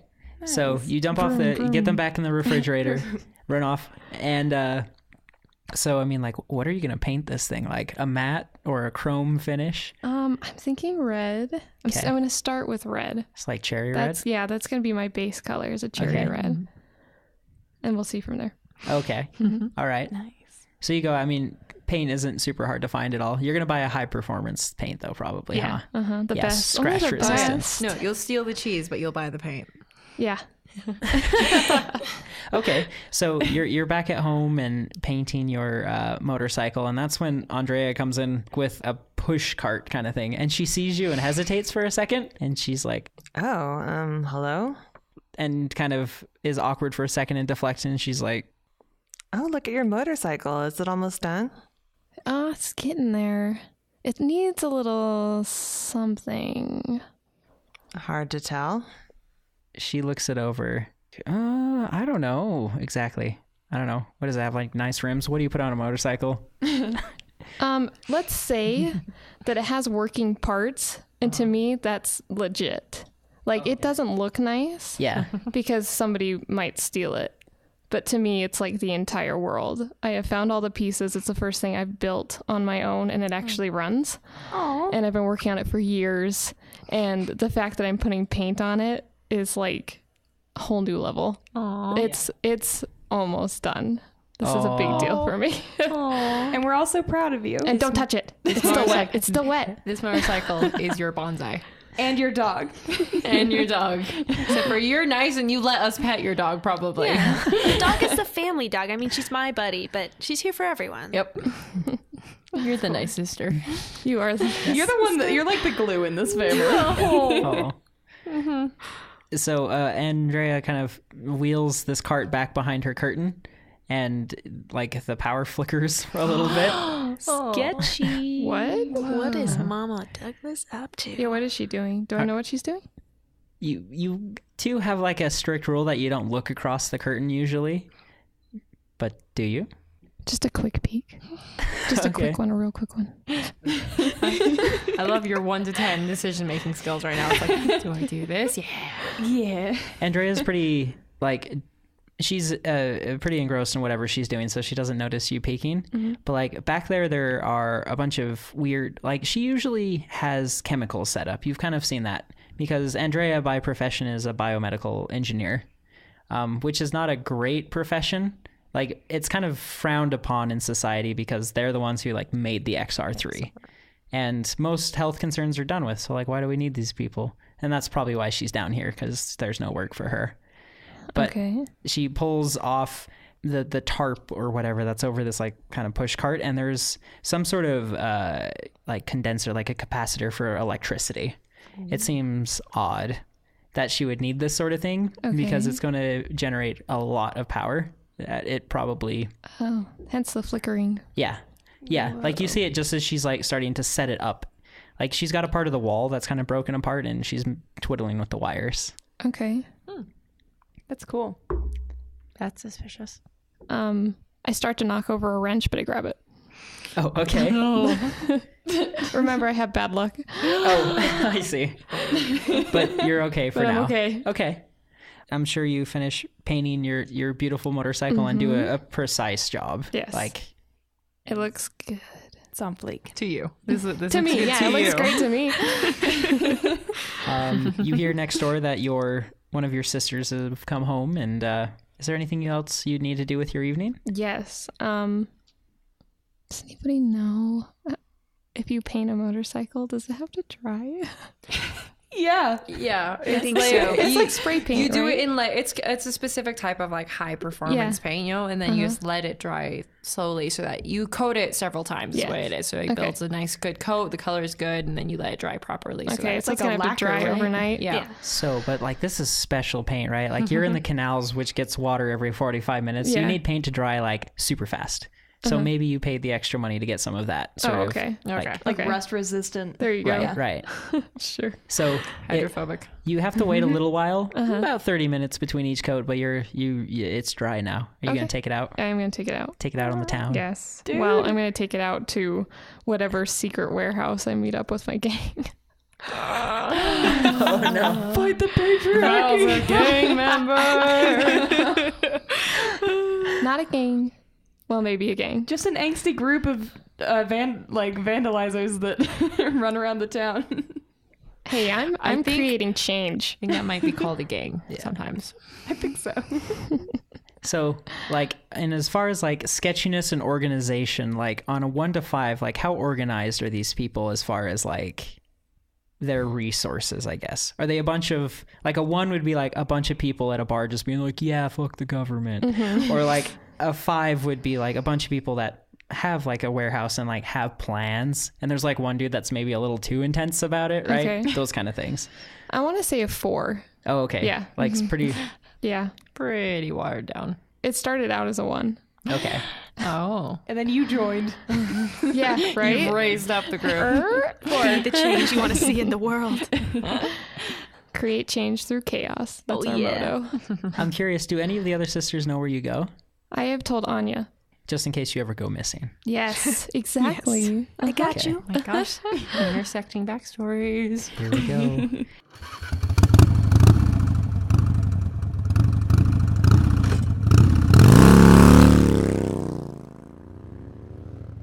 So you're riding off and you get to sort of, there's certain sections of the city that are opened up to perimeter kind of down below because people have to be able to access those to get down there anyways. There's certain pipes and things. But there's one pipe that has a false cover on it and you can pull that open and it's just this large empty tube that you ride down in. And it's super dark and it's kind of sketch. But as you get towards the bottom, you get to one of those places where it's like sheet metal has been put up in a big box and you come out the other end of the pipe and there's like almost like a town built down here for you anarchists. Nice. That is so cool. That's sick. Yeah. So as you're riding through like this tunnel, like you're revving your motor or whatever and it's echoing and it's pretty sick. Yep. That's right. People know it's done. Heck yeah. People run over and they are just in awe at this thing that you've built. Because I don't think most people even considered having a motorcycle. Like, you must have read about one at some point. Oh, okay. It's not like a normal thing. No, I mean, you've got inspiration from some other people here probably, but you're probably like one of the 3, you know? You're cool. Okay. And I think, I don't know, does this like pseudo gang have a name, do you think? I'll have to come up with one. I hadn't come up with one yet. Okay. If you do, let me know. Okay, and sure. then these are XR-3 specifically, maybe anarchists? Yes. Okay. Definitely. Right. So these guys are reckless. Yes, they all have the tattoo as well. Oh, that's the thing. Oh, okay. Oh, the gang tattoo. Oh my gosh. That's really crazy. I'd be horrified if I wandered into that room like a friggin' motorcycle and a bunch of people going, "Oh, sick! Oh, sick, dude. We're gonna kill the patriarch." Who are you? What's your role down here? Are you a new recruit or are you kind of like one of the veterans? I have been a part of it for 2 years. Okay. Right, since I was 18. I'm part of the wild group that goes out and does some of the legwork. Oh, okay. I don't create the plans, Uh-huh. and I follow through with them. So every once in a while you guys will do something pretty destructive and reckless. Oh yeah, definitely. I go out with my baseball bat. Oh, and start like wrecking storefronts. And wrecking stuff Okay. that we feel like are not being are not equal. If that makes sense. So like the Walmarts and the any storefront or any establishment that feels it's higher than the rest. Oh. Better than the rest. Probably any of the places that Dana likes. Yeah. Oh no. That's why she doesn't know. This is Whether or not Z or Dana know about my gang from their own, from whatever they've done. Yeah. I'm not sure, but I have not told Dana. It's like, why do my favorite stores keep going out of business? I keep telling them about, like, maybe that's where you get your insight. Dana's just like, this new store just opened up and it's really great. Yeah. And it's Like I said, you're my in. Oh my gosh. You're real big against gentrification, yeah? Yes. Oh no. This is gonna be great. We do not have family dinner discussions. At this point, Never. At this point, No it's like, talks if about you don't politics. want us, we do not want you. oh, shit. Damn, son. Is tonight one of those wild rides? Yeah. Oh, shit. Or we can do tomorrow so that we can move on. No, it's okay. Like, I kind of dig it. Like, you've just finished your motorcycle and now it's time to make some hell. Yes. Okay. It's time. The moment you've been waiting for. Yeah. All Let's do right. this. So you kind of wait. Do you wait for one of the most busy hours of the day or one of the most quiet? Because it's never night, right? But, right. One of the more quiet hours, Okay. for sure. So maybe like after all your sisters have gone home, you don't want them to get hurt. Maybe you've kind of angled it like, oh, let's screw people up like at 6 a.m. or whatever. Yeah, right. Okay. Sounds good. Yeah, so you go out in the town and like this is sort of the period of time where some people are like trying to bring in merchandise. So like Okay. maybe you might smash up some things. Sure, yeah. Some people bringing down some of their carts for like their like jewelry or whatever that they're trying to sell that day. Yeah. Nice porcelain vases. All right, let's smash some like vases. Status stuff. Getting rupees. Got some spray paint, you know. So in this society, there aren't necessarily police, but Okay. there's certain groups that are dispatched in emergencies, kind of like National Guard, Okay. like for big emergencies. Most of it's sort of vigilante justice. And so usually by the time somebody is called after you, you split. Yeah. So it's not whether or not you get away, but it's how much damage you cause in such a short amount of time. Absolutely. So let's see, what kind of damage are you causing? Probably strength-based because you're hitting things with your baseball bat. Sure. Okay, let's do strength and drive. You're driving your motorcycle around and smashing up mailboxes and smashing We up have people. mailboxes still. I'm imagining it was those like mailboxes email that Dana boxes. just straightened that day for the community. Oh, no. Just oh a my constant goodness. sister Yes. battle. Straightened my sign out. Okay. Let's do it. It just brings the whole street together just to have it be so nice and neat looking. She goes home happy and then she wakes up.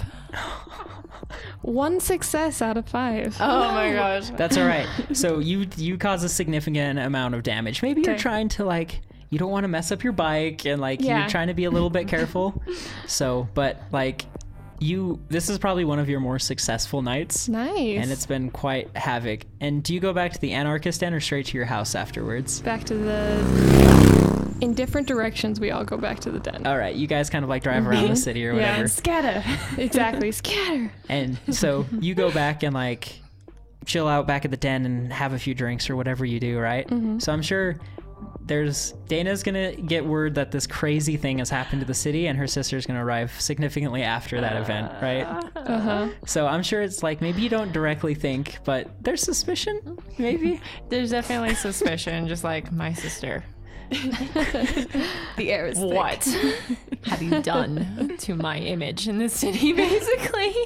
Right, yeah. It's not, it's not even that she entirely cares about what's happened. She's like, ugh, I have to do this again. But at the same time, it's kind of like, all right, but now people get to see me doing this thing all the time. I get to fix it after it's been broken. Yeah. So like, snap. Dana's not really unhappy about it. It's just like annoyed, like, ugh, why are you doing this to me? But not unhappy. You've like turned the tables on the situation. I There dig you go. it. Okay. But there have got to be some people that are like, why does she keep fixing it like every night? There would be somebody. In the wee hours of the morning, they think, why does she do this? What's wrong with this girl? And you wreck the town like once a month maybe, right? Or is it more than that? That was the first time I've gone out on a raid, we'll call it, Oh, okay. in about 7 months. Oh, okay. So it is a rare thing. Just because they wouldn't let me. Oh, okay. How much do we, as your sisters, know about this relationship? Which relationship? That you don't know. haven't been dating for 7 months. Like, Yeah, how do much we know that at all, or That you had a person that you were dating, maybe, and then Yeah, is he a punk? I So- think or she? Or she? you never met him, Okay. and I stopped talking about him completely. Okay. And that's it. So He's dead to you. Whoa. So he's dead to me. Nice. So supportive. Such a supportive sister. On the night that Dana noticed this, she's like, "Do you want to touch the bonsai?" And then and then like it never got mentioned again after that. But just like feel the piece of the bonsai. Lucky. Really? Yep. Oh. And then she was like, "Okay, fine, we're good now." You must have offered it outside the bathroom door. Basically, she's like, whoa. She gets out her scissors. I went straight for the door. Yeah. Probably like the only door in the house.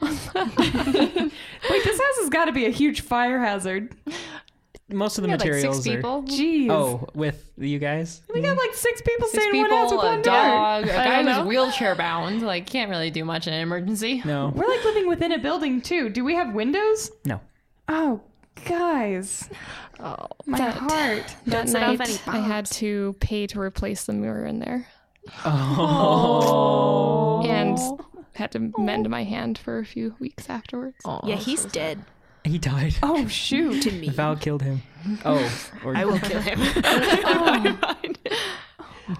Dana knows a good place to hide the body. Oh, thank you. Actually, I know several good places too. That's good. No one would even I feel bother like- to look So there. that's me. That is Val. After we get back and we all high five, chug beers, I drive home. Yep, that's safe.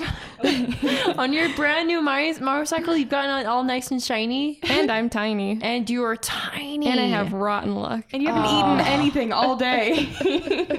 So, 2 questions. Yeah.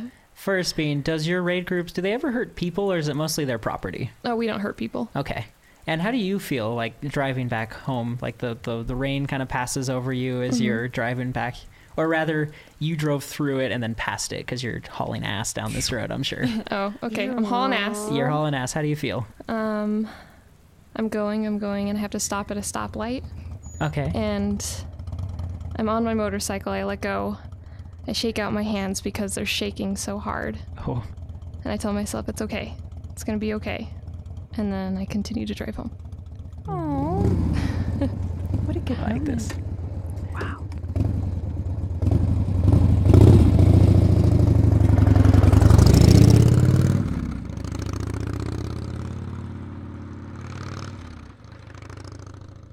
Well then, I guess we can jump on to Z. Well, hot damn. Let's do it. It's going to be a wild night, but you're waking up for breakfast or something. I'm waking up for breakfast. What do you do? So the first thing I'm going to do, I mean, I'm probably sleeping in a corner somewhere, and I have a ton of stuff. I have just trinkets that I've collected from people's garbage. I'm always rifling through garbage to find stuff, and I can't hurt myself, like if I get pricked by a needle or something crazy. So I've never really learned not to rifle through garbage, so it's fine. I definitely find all of your receipts, Dana. Or no, sorry. Yeah, I find all of your receipts, and I definitely notice that most of the things you do are stolen, and I keep that to myself because I'm a relatively quiet person. I do it all for you. and just in the hopes that one day you'll get me candy. So I just want that. Okay. It's probably a rarity, right? Sugar?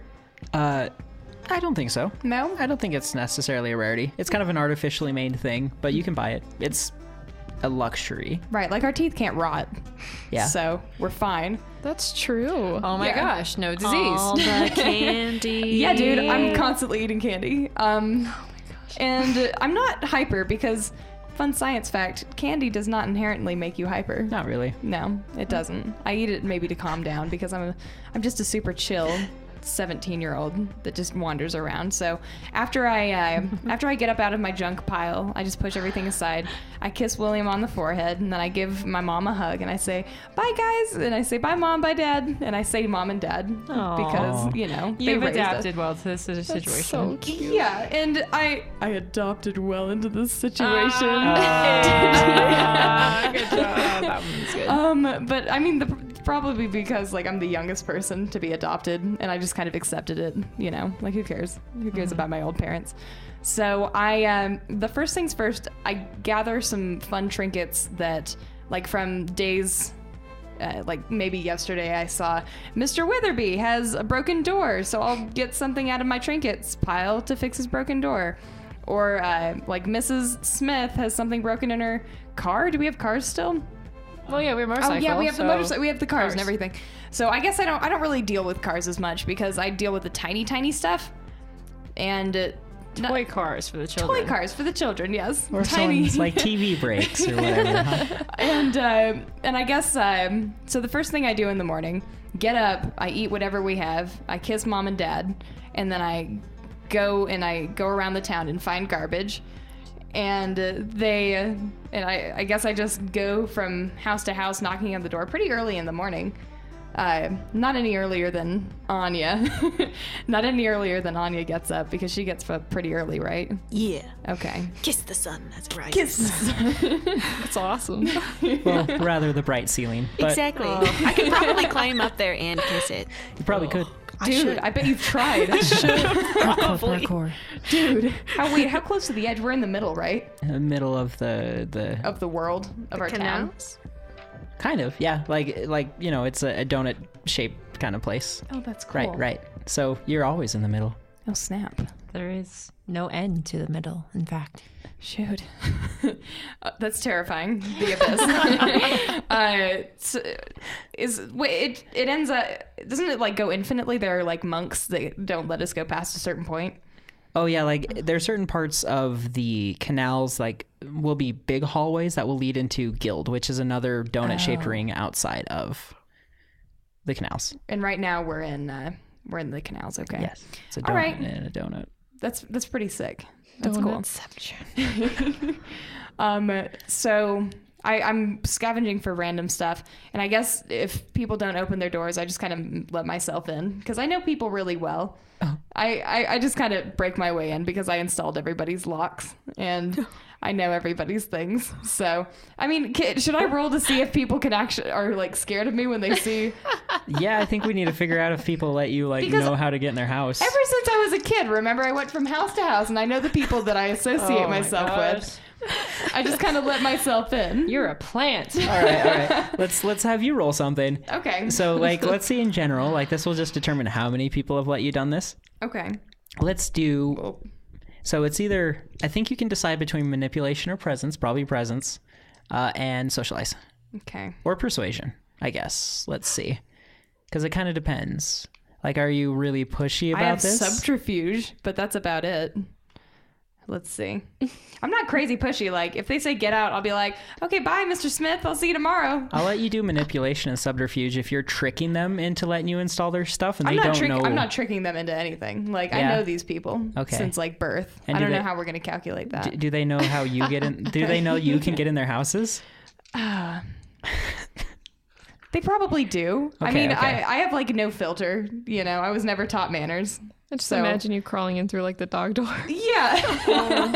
Good morning. Good morning, everybody. Z is here. Z. Presence and persuasion, then. Let's do it. Presence and persuasion. Yep. So persuasion 0, and then presence 2. Okay. Let's see how this works out. You got this. No whammies, no whammies. Nope. 0. Okay. I'm going to use my willpower. I'm going to use one of my willpowers. Okay. Because this is very important to me. Come on, Mr. Smith. Don't be afraid. Okay, come on. Did I get any of those?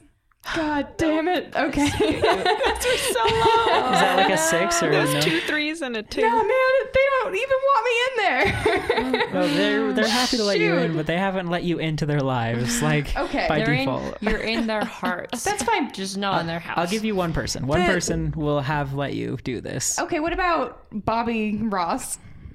Are they still around? Bobby Ross? Miss Ross? Miss Ross? Yeah. Yeah, so I've been fixing up her house for a while. Okay. And I guess I just fix up her stuff. I like that. Miss Ross is a like she's giving you a key, even though it's sort of like a data code or something. Yeah, she's trying to help me out. Okay. And I guess the reason I want to sneak into people's houses is because I can't stand it when people come around and they're like, oh man, like in passing, I'll hear someone saying, oh man, my toaster broke the other day. And then I know something's broken in the world and I want to fix it. So I just go up to them and maybe just bug them a little bit like, hey man, I can fix your toaster for free. Like, I could just do that for you. Just let me do this for you. Like, let me just do it. There's like a twitch in my eye. I need to fix this toaster, you know? Oh my gosh. What is broken in your life that makes you need to fix everything? That's a deep question, buddy. A lot of things I can't fix, but I can fix your damn toaster. I'm sure at first you did a lot of this for free, but eventually people are like, no, this like gal over here is like, she knows her stuff. Like, yeah. So find, you're what, 17? I'm 17 right now, yeah. Okay. How do people For like find 10 you? years I've been doing this. Oh, okay. Maybe I have a business card just made out of like scrap metal, and I scratch my initials into it, and I just give it to people. Okay. Just ZE, I guess, are my initials. So it sounds like you're going to your government job, but then like somebody's like, oh no, my garbage disposal. And you're like, have to like flip around real quick and like fix everything. So I'm it like takes you... never at my government job. Oh, no. My government job, to be fair, is to go around and fix, like, I guess, what are really mundane, tiny things that the government would have had me fix? I think you should probably be in charge of like the lighting for the skylight in this place. So you're up there just like in a mess and a tangle of wires all the time. How far up in the sky? I think you actually have to go into like a maintenance tunnel and get up there. Okay. Yeah. So how high up is it then? How high up is the ceiling? Just wondering. I mean, the ceiling of this place is probably like 300 feet. Okay. But up there, you're on a solid, you know what I mean? Right. That makes sense. So I'm above it, not under it, right, with a belay system. Okay.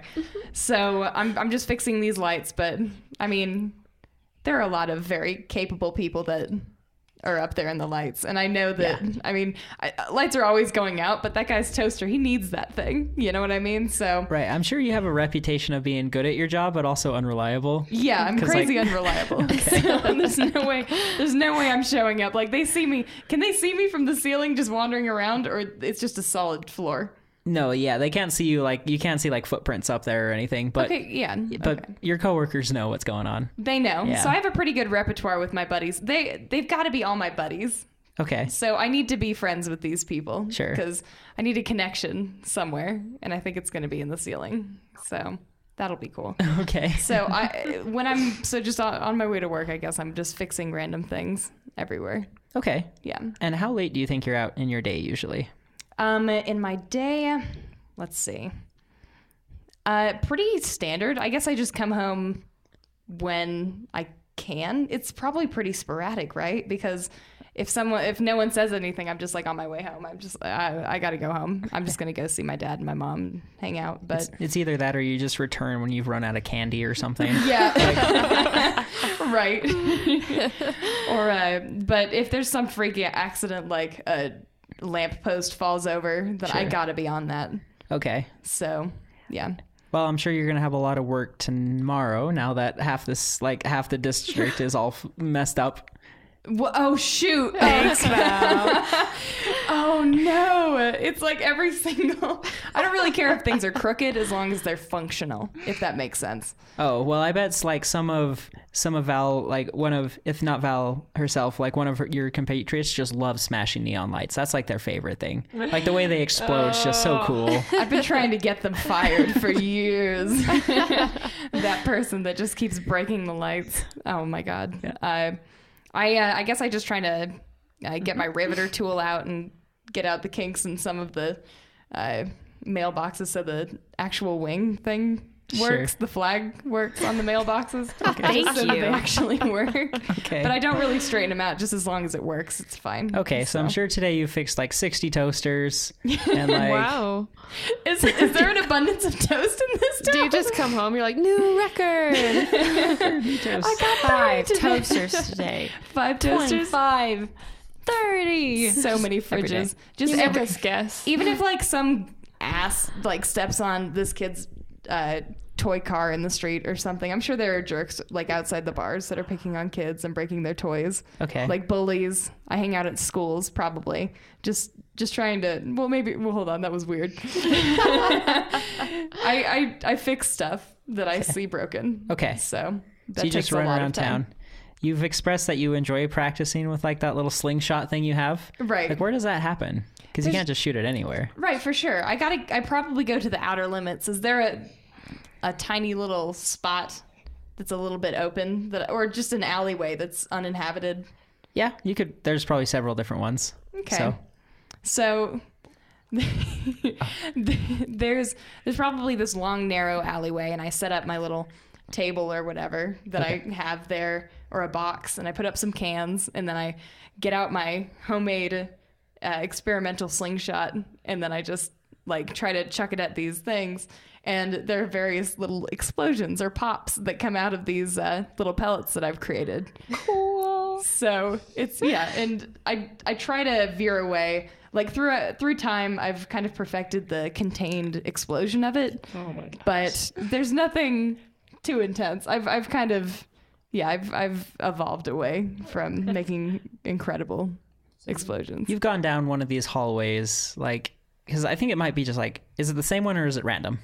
If it's inhabited, then I find another one. It's nothing that I'm too set on. Okay, so you walk around in this one particular hallway. It's pretty dark down there, so you take your slingshot, you aim it, shoot it, and like it kind of goes off, spark, crackle, crackle, and then like you see like something was down on the floor, and it jumps up and it climbs up the wall, and it's probably bigger than you are.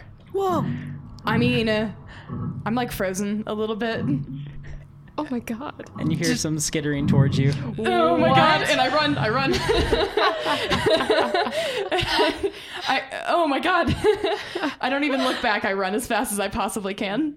This is horrifying. So people just see you just like sprinting through the streets, and you get back home eventually, I guess. No, and I'm saying hi to everybody by name. Hi, Mr. Robinson. Hi, Mrs. Smith. Hey, Mrs. Blah, blah, blah.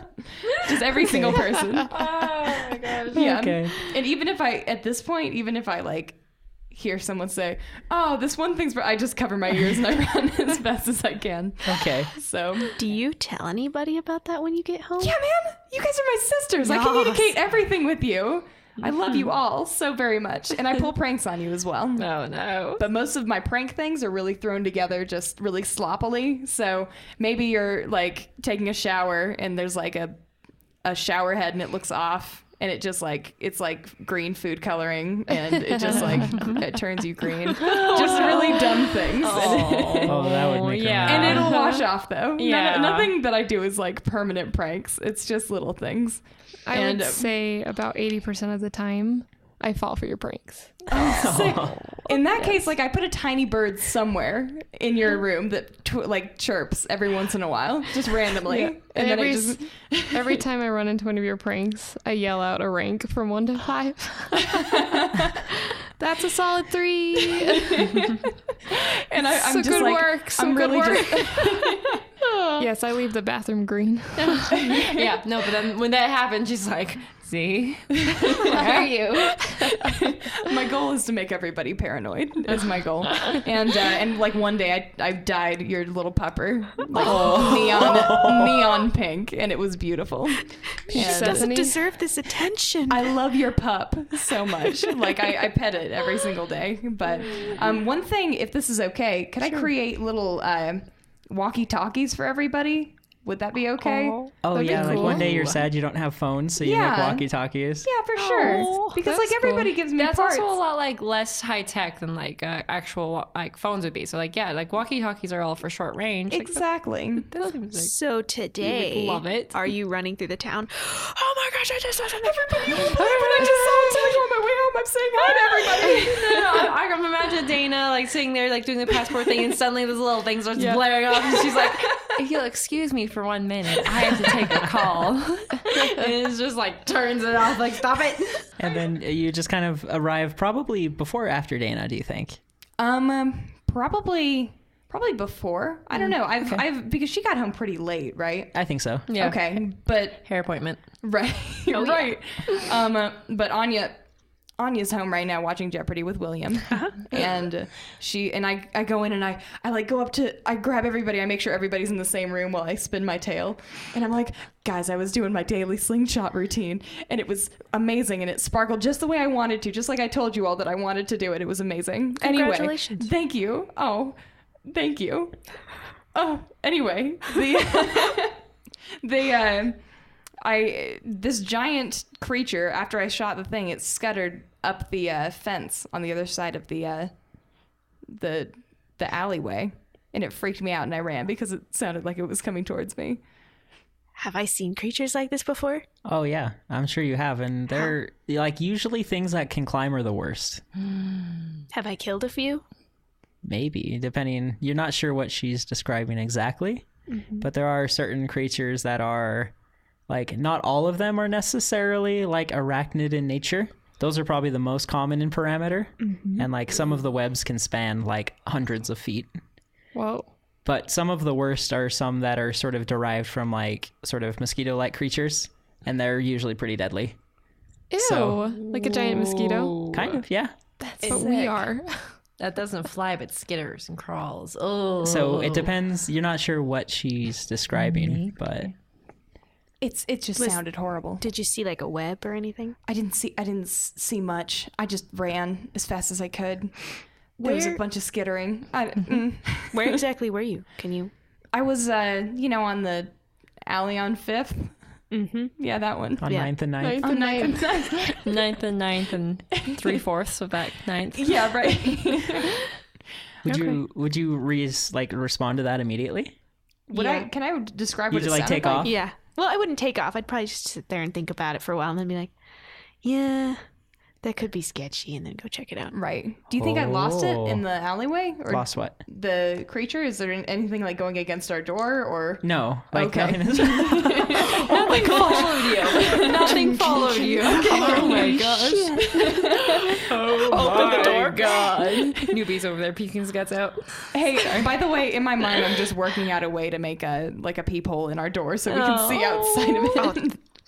And I'm freaking chaining I'm putting a lock on our doggy door. This is serious. Suddenly, the doggy doors are not the greatest thing for you and your... God, no, I'm putting locks on everybody's doggy door. These aren't exactly uncommon, but I don't think they'll come here. Okay. At least there's no reports of them ever coming in that I know of. You're kind of freaked out that there's one this close to the canals anyways. Oh, shit. Panic. And now bail, Dana bail. comes home. Yeah, I'm heading out. Z, what was that this afternoon? I was in the middle of my work. Your hair and- looks really, really, really nice. I mean, thank you. There's this new salon over on past 9th and 9th, and there's a stylist there, and I've been wanting to go for a while, and today felt like the right day, and really I managed to good. work into my schedule, and Looks good. Wait, Thank you passed 9th and 9th? Did you see anything? Hear anything? see what? I don't know. I mean- saw something creepy. Well, Oh, what? we didn't see what anything. was- You don't have to worry about it. Because I know you probably freak out to stuff like that, right? We didn't see a single, even just a little bit of a thing. Wait, you didn't? I heard something. You I were just shoot a running. look. I heard something. You were saying there was something behind you, and you were running. It was really loud, and then it got louder when I tried to turn down the volume. I'm not good at lying at all, but I don't want to scare you. I am very So- confused. What did you see anything? I'm very perturbed. I want all of my sisters to be happy and safe. I'm just like rubbing my temples, figuring out how to solve this problem. Your hair looks just so good. You said that. Now, Oh God, I saw a Z. giant something in the shadows, and I think I lost it a while back. So you should be fine. all right. Well, what were you doing there? I was What were you just doing? as everybody knows, I've been working on my slingshot and those little bombs that I shoot into the sky, and I tried out the sparkly one. Oh, was it the glitter? Was it a good It was the mix? glitter one. That was such a good idea. Okay, I used your I'm glitter. glad. The books. I mean, the journals were giving me some good ideas. I It want to make worked. sure it worked out. I'm glad that you're on my side on that. But there was a giant creature, and I don't want you to freak out. So Well, if there's a giant creature, we need to make sure people are aware. I mean, we don't want anyone else getting hurt or getting surprised. How big was it? it was. How big was it? It was bigger than you. It's bigger than I was. Oh dear. I'm gonna go check it out. It's fine. Yeah, I'll come with you, and I bring Are you sure? I'll You go- were just yeah. running. I know, but I'm gonna stay behind you this time, Okay. and also stay behind your pupper. Okay. So Can you be quiet? I can be quiet. Okay. Yeah. So you're going to take the pupper and your sister? No, not Persephone. Oh, She's oh. old. She's like, for a big dog, she's like 10. Oh, okay. And she's huge, so. She's not XR3, so No. yeah. Oh, So she's helpful, but her life is way more important at this point. Fair enough. What about Dana? Dane's coming along too. Really? Oh, okay. wow, the I was whole sick. gang. I was worried for nothing. And I say out loud like, oh, you know what? You're really surprising me with your bravery. And it's kind of like putting a perk in my step. Like maybe I should be a little bit braver if she can do it. Aww. Yeah. I mean, you're my sister. I'm here to help you out, and you know, it's a problem for you. It's a problem for everybody. Well, let's get this ass. Are you all gonna be a problem? Can you be quiet? We're like walking at this point. Are you all going to be a problem? We'll be good. And, like Dana's like making sure her hair is like tied back and out of the way. Like for once, it's not like a vain thing. It's like a functional. Okay, let's get the hair out of the way thing. Like for once. All right. Okay. So yeah. Do we see this creature eventually? Right, so you guys get to this we're- creepy hallway. That's stay behind me. Who would go first? Me. Oh Anya my god, goes what's first. happening? We're gonna die. Is there anything like nearby that Dana can build? I'm wondering like Dana wouldn't like have any kind of like self-defense weapons, would she? Like that's not exactly authorized down here, or like what is it that we might have for like protection aside from like slingshots? Hey, what time of day and night is it? You're probably just about to go on your raid. Okay. Yeah. Oh snap! So this is there are it's all people on going the down. street. So on the street. People on the street. let's see here. The firearms are not encouraged to be just because like of collateral damage. Right. Like they don't care that you own them, but if you shoot through a wall and then destroy a special pipe or something, like that's no good. Okay. Like especially if you hit like an ammonia pipe, like or something like that. Big deal. I constantly have piping tape on me, so yeah. So we'll be fine. We can fix it. We'll be good. I can fix it. So usually like if you bring a gun to any fight, that's sort of like bringing a gun to a knife fight, right? Like it's serious business. Mm-hmm. You could have one probably, and I think some people do. I don't think it's super common. I think Dana has one that she keeps like secured somewhere, but she has like a shotgun, but she doesn't have it with her right now. Right now, it's kind of like investigate, see how serious it is. That Okay. like that Z really did see something. Like Right. she's taking you at your word, but she also was like, okay, let's. Wait, you Not said a escalated. shotgun, so you're like, oh, something. Like, let's go get it. A little bit. Okay. Like Mama's got it. Dana's ready to go to town, guys. It really makes me feel good that you guys don't have any reservations that this is a prank. Like, that's good. I feel like your pranks have always been physical, not Right. lie, because you can't lie apparently. So Yeah, we know can't lie. pranks are When manipulated. When something's about to like be pranked, like we have a feel like something's going to happen. We don't know what it is, but There's we get saran that wrap in feeling. this doorway. I just know it. Exactly. So the fact that like you're more freaked out than like actually like not telling us something is like, Right. oh, okay, something happened. Okay, good. Good. I think I totally pictured like in Dana's closet, like it's so beautiful and organized, and it's like small problems, medium problems, and big problems has a lock on it, and you slide it open, it's just got a shotgun in there. yes. Cannon. Cannon. Very good. And the Zentry on top of it all. Oh, yeah. Oh, that's so lovely. And like a pyramid. That is so cute. Anya's weapon, she's got like a makeshift pole Okay. with a just like a bunch of random small bits of wire melded together into like a rounded spear point. Okay. Because I guess if she's seen monsters, she wants something for distance Sure. and stabbing. Yeah. Nice. So it's like a makeshift spear she just carries around on her back. That's super cool. So I think, and I'm going to do some more research on weapons before we play next, but I'm going to give the shotgun 3 lethal damage when it goes off, which kills a person like halfway pretty much. So I'm going to give your spear, since it has a bit more range, 2 lethal. 2 lethal. And then on your little firecrackers, if it's just the basic little firecracker, I think you're only doing 1 lethal right now. Like that's enough to like seriously burn somebody. But I don't think you're like blowing them apart unless if you have like a secret stash. If it hits them though, and it can explode ahead of time as well. Okay. So And what is the range of my spear? Like what's a decent sized spear? Like 5 feet? I think so, yeah. Like, you can put a person size between you, and so I think if we were playing D&D, we would consider that reach, right? Which, yeah. So, because I think a shotgun could technically, like, you know, cover that distance, obviously. Yeah, but like a shotgun's like accurate, like up to like I think maybe like 10 feet, but like it's best within like close range combat kind of scenario. Right.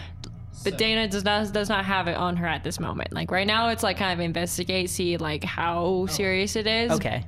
But I wanted to make sure that it's there. She has a shotgun. So you got like a pocket knife or something. Yeah, just like any, like just some small handheld carry protection, like pepper spray. She has pepper spray. Oh my gosh, yes. There, that's what she has. Okay, pepper spray. You're got like it. the TSA. You're like Taser. yeah, right. So who's gonna take the lead into this alleyway? It's dark. It's spooky. There's no light. Definitely Anya. I've got you. Okay. Although I'll probably whisper and just be like, is this the right place? Yeah, this is definitely the place. Okay. Which wall? It's the one at the very end of this dark hallway. Okay. I will make it a given that if you want a flashlight, you can use it, but some creatures respond badly to light, so that's up to you. Yeah, we're gonna go dark for now. Okay. And just kind of stand and listen at the entrance for a little while. Okay, whatever you say. I trust everything that you're saying. So you're just gonna listen.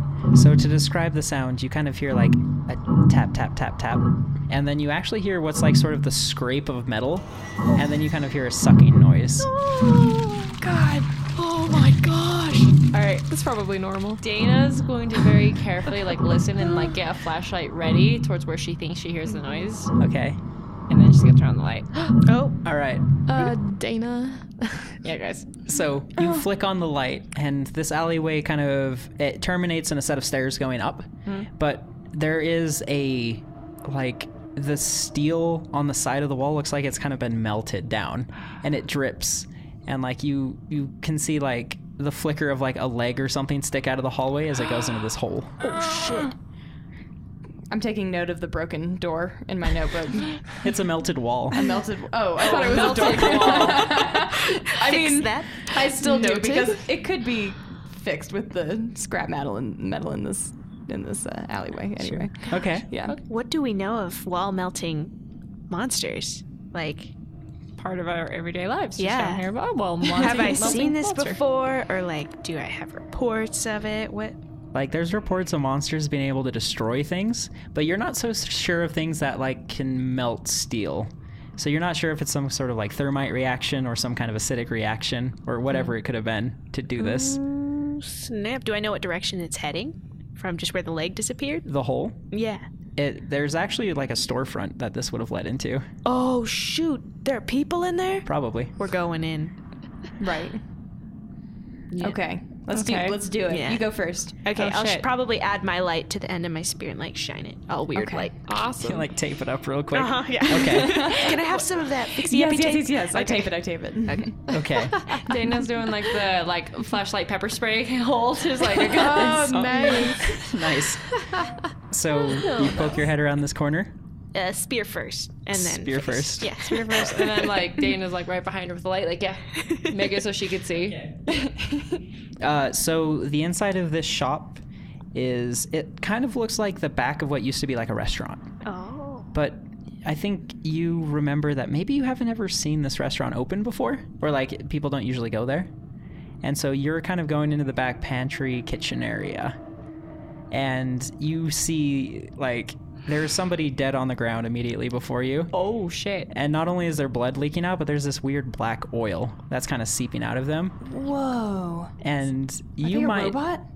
No. Okay. Z, you don't- might know this. Don't look in the room. Anya. Don't look here, I Z. mean, I'm already in it, yo. Like. So there's this stuff in this world. It's called glist, and it's a special lubricant that's used for like most of the machines, and like it lasts a very long time without things seizing up. But eventually some crazy people found out that you can inject yourself with it, and it will like separate and go into like different parts of your cells, and it'll cross a blood-brain barrier, and like this oil will like leak out of like pores in your face and all kinds of stuff, but it gives you like a bonkers high. Alright. And normal people, you'll be high for a couple hours and then just die. But XR-3 can usually survive, Oh. and it's kind of a super drug. And so this might be a den where people kind of do that sort of thing. Okay. So this is probably an XR-3 dead on the ground. Probably. All right. Oh, not a regular person. Probably dead. not. Oh, that's Is there a unusual, right? Yeah, it's not too likely, yeah. Is there a way to find out if he's XR3? Not without scanning him. Okay. Yeah, the XR3. Or What he has a is- tattoo. One of your dudes. Does not make a scanner. What is the nature of his like death wounds? It looks like there's a big puncture in his chest, and it looks like are you gonna move the body around or just kind of look at it? I'm probably looking more towards where a monster might be for now. Okay, so you can tell that there's like a puncture in his chest and his like clothes is ripped open a little bit, but that's it. Okay. I just fall to my knees. Do I know this person? Did you look in? Of course. Yeah, I was hugging her, and I guess my head is like in her side, and then I look out. I mean, I'm not crazy short. What am I think? I'm 17. I guess I'm just kind of like following her pretty close behind, and then I peek out and I see this. Do I know them? Should I see if I know them? I guess, yeah. Okay.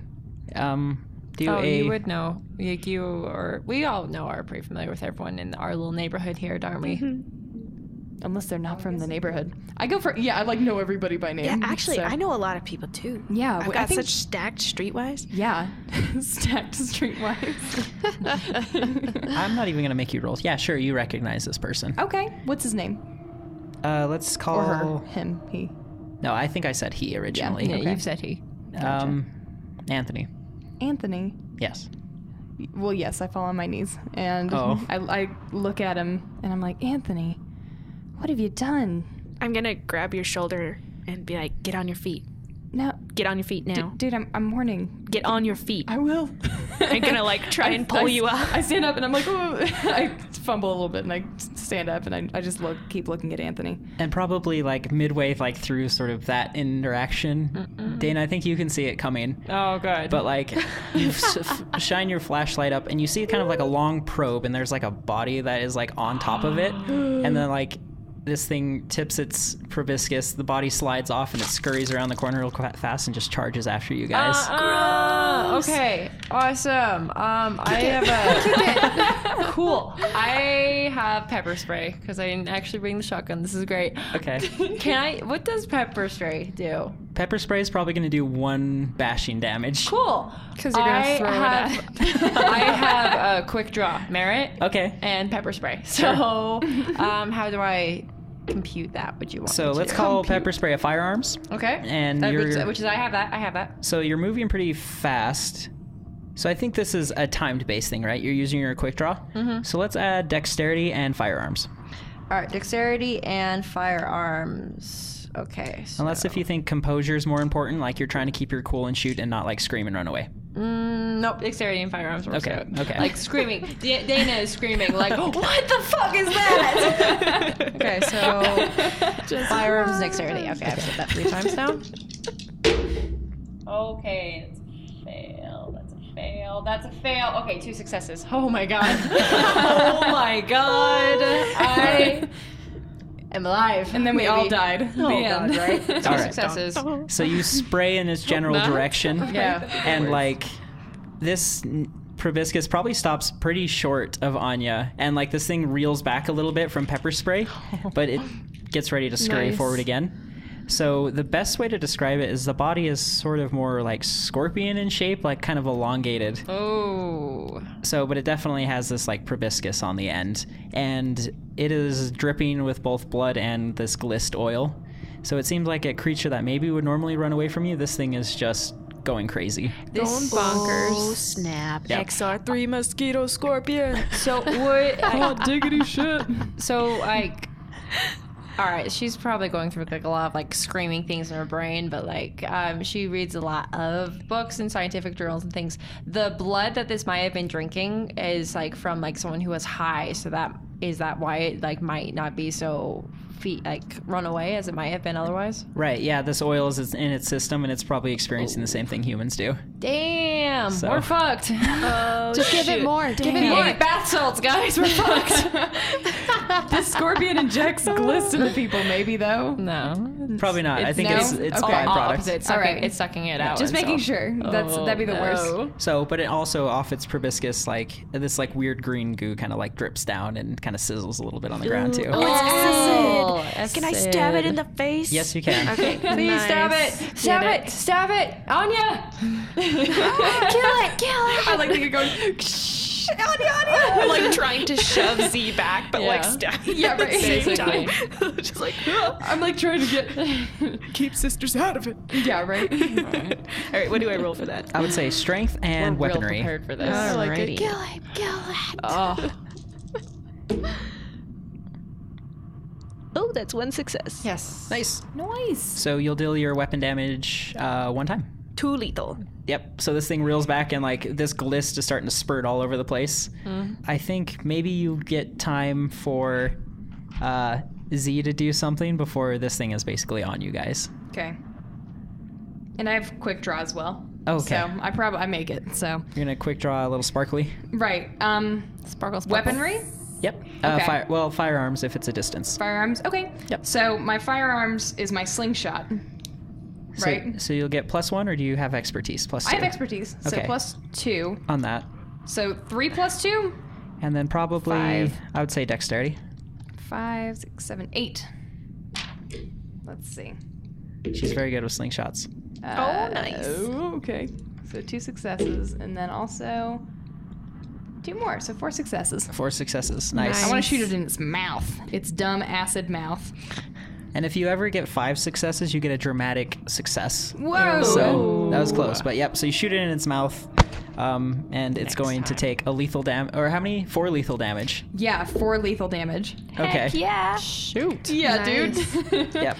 I guess And- I probably grab like a handful of them and then just shoot them all in one little bit. Nice. Yeah.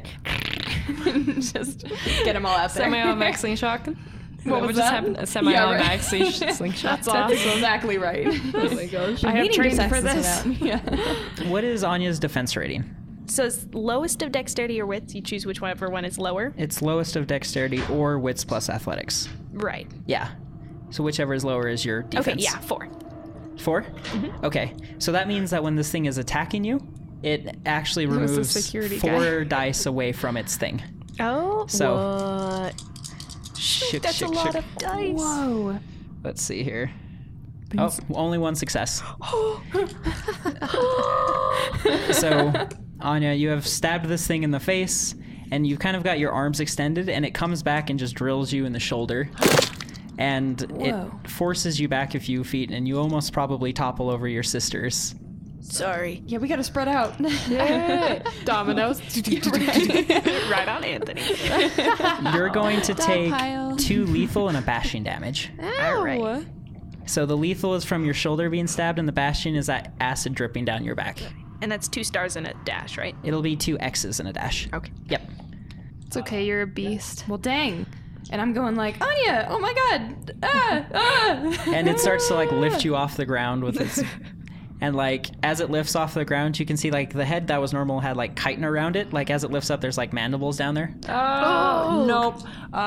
Dana's gonna do like another like pepper spray, but this time is going to be like right up in the face of this time. Like, fuck you, let go of my sister. Go ahead and do that. Dexterity plus firearms. Okay, dexterity and firearms. 1 success. 1 success. Holy cow. Oh my Holy god. cow. Jeez. I got you, Anya.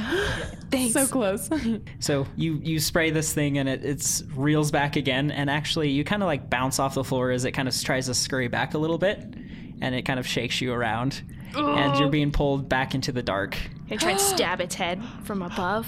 Oh no. You could try, I'm gonna try. Get it.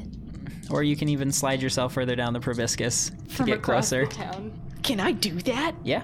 I would love to do that. Do it. Just like pull myself forward and be like, bleh. So if you're like kind of Holy pulling cow. yourself forward, just take 1 die off your roll, Okay. but you're good to go.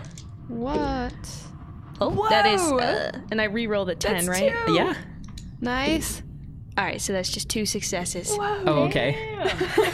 So you pull yourself forward and just like stab into this thing, and you guys hear this sick crunch, and it slowly starts to spasm and falls to the floor. Oh my god. And the weight of its head on you, and so like your body is kind of being pushed down by a proboscis, and it's kind of like feeling like it's ripping out the top of your shoulder. So you're gonna take another 3 bludgeoning, Dude.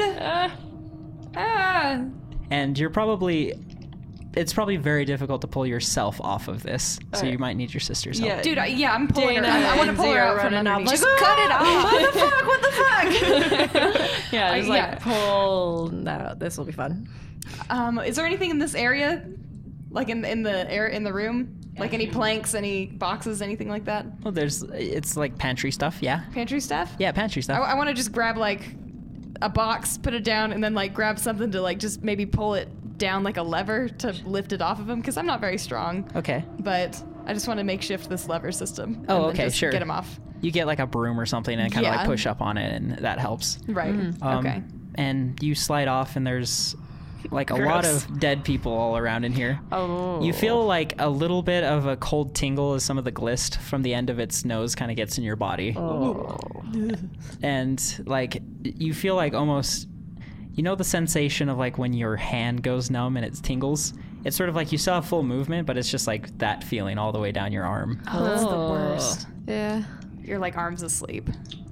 And in this room there are many more dead people. There's probably 5 others. And the guy that was on the proboscis when you guys had flipped around, like he is moaning on the floor, dying, but seems He's okay. alive. Yes. Oh shit, Dude. He's dying, but there. seems okay. Yeah. Yeah. Like, but he's not like. Right. Yeah. He's hurt, but he's crying maybe a little bit. I want to patch him up. I want to fix this guy.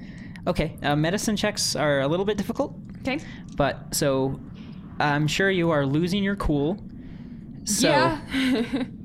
I think Well, hold on. One of my main things is my composure. When I saw that guy, I was more just like, that's really too bad. But in the event of this monster attack that just happened on one of your sisters true. as well. That's true. And No, now this guy's still screaming out in pain. He's not just dead on the ground. He's That's screaming. true. I guess I'm a little shook. Fair enough. composure plus medicine, I think, is good. Composure plus medicine. And you're just trying to make like some sort of bandage or something, maybe. Medicine. Okay. Just something. Use my pipe tape. So, I got a whole bunch of nothing on that first one. And then a second round of nothing. Is this a 60 or a 90?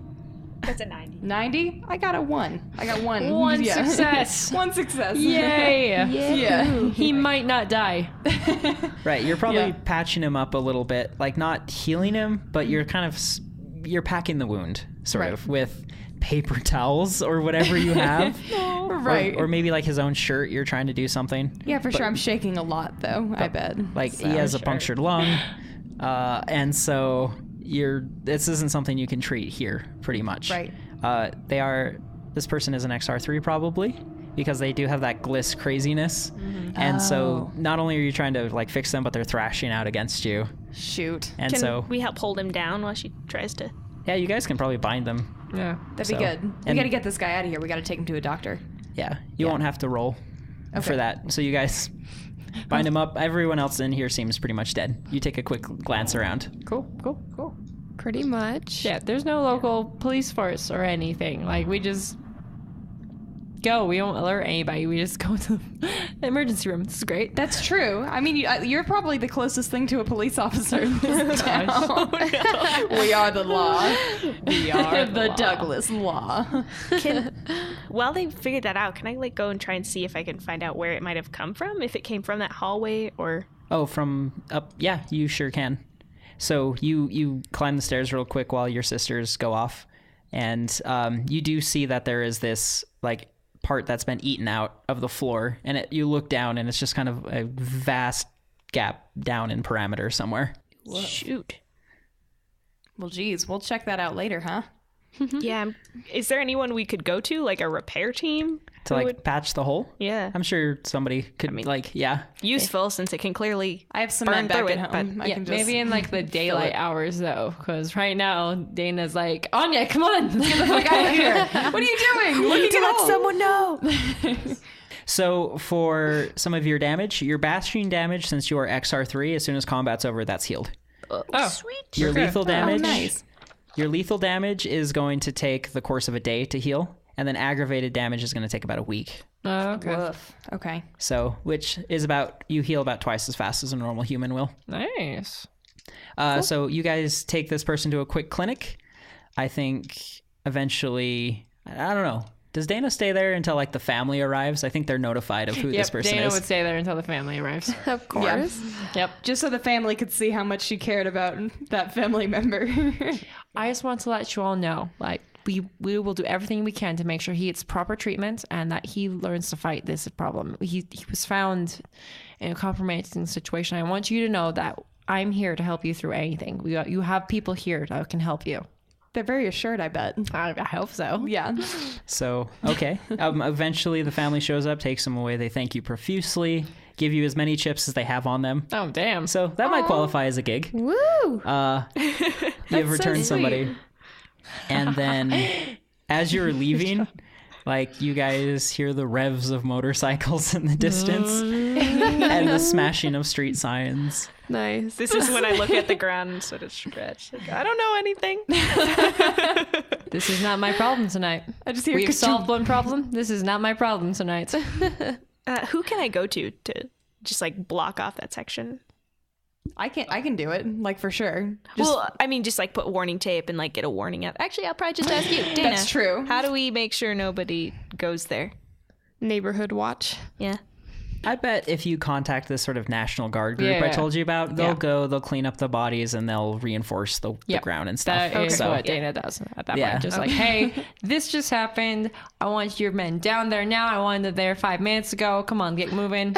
She's got those guys on standby. I'm sure you'll be on the news tomorrow. Like, local heroes destroy drug den, kill evil monster. I don't know. Awesome. Gosh, Dana for mayor. Yeah, right? You're probably an impromptu mayor of sorts around the town. Like, for what that's worth. That's like, honestly, for Dana's scenario of what she wanted out of her life, like that this is kind of like a mild compensation. Like, okay, this is who I am here. I got this. I am the mayor of the Ballast. Yes. For now. Yeah.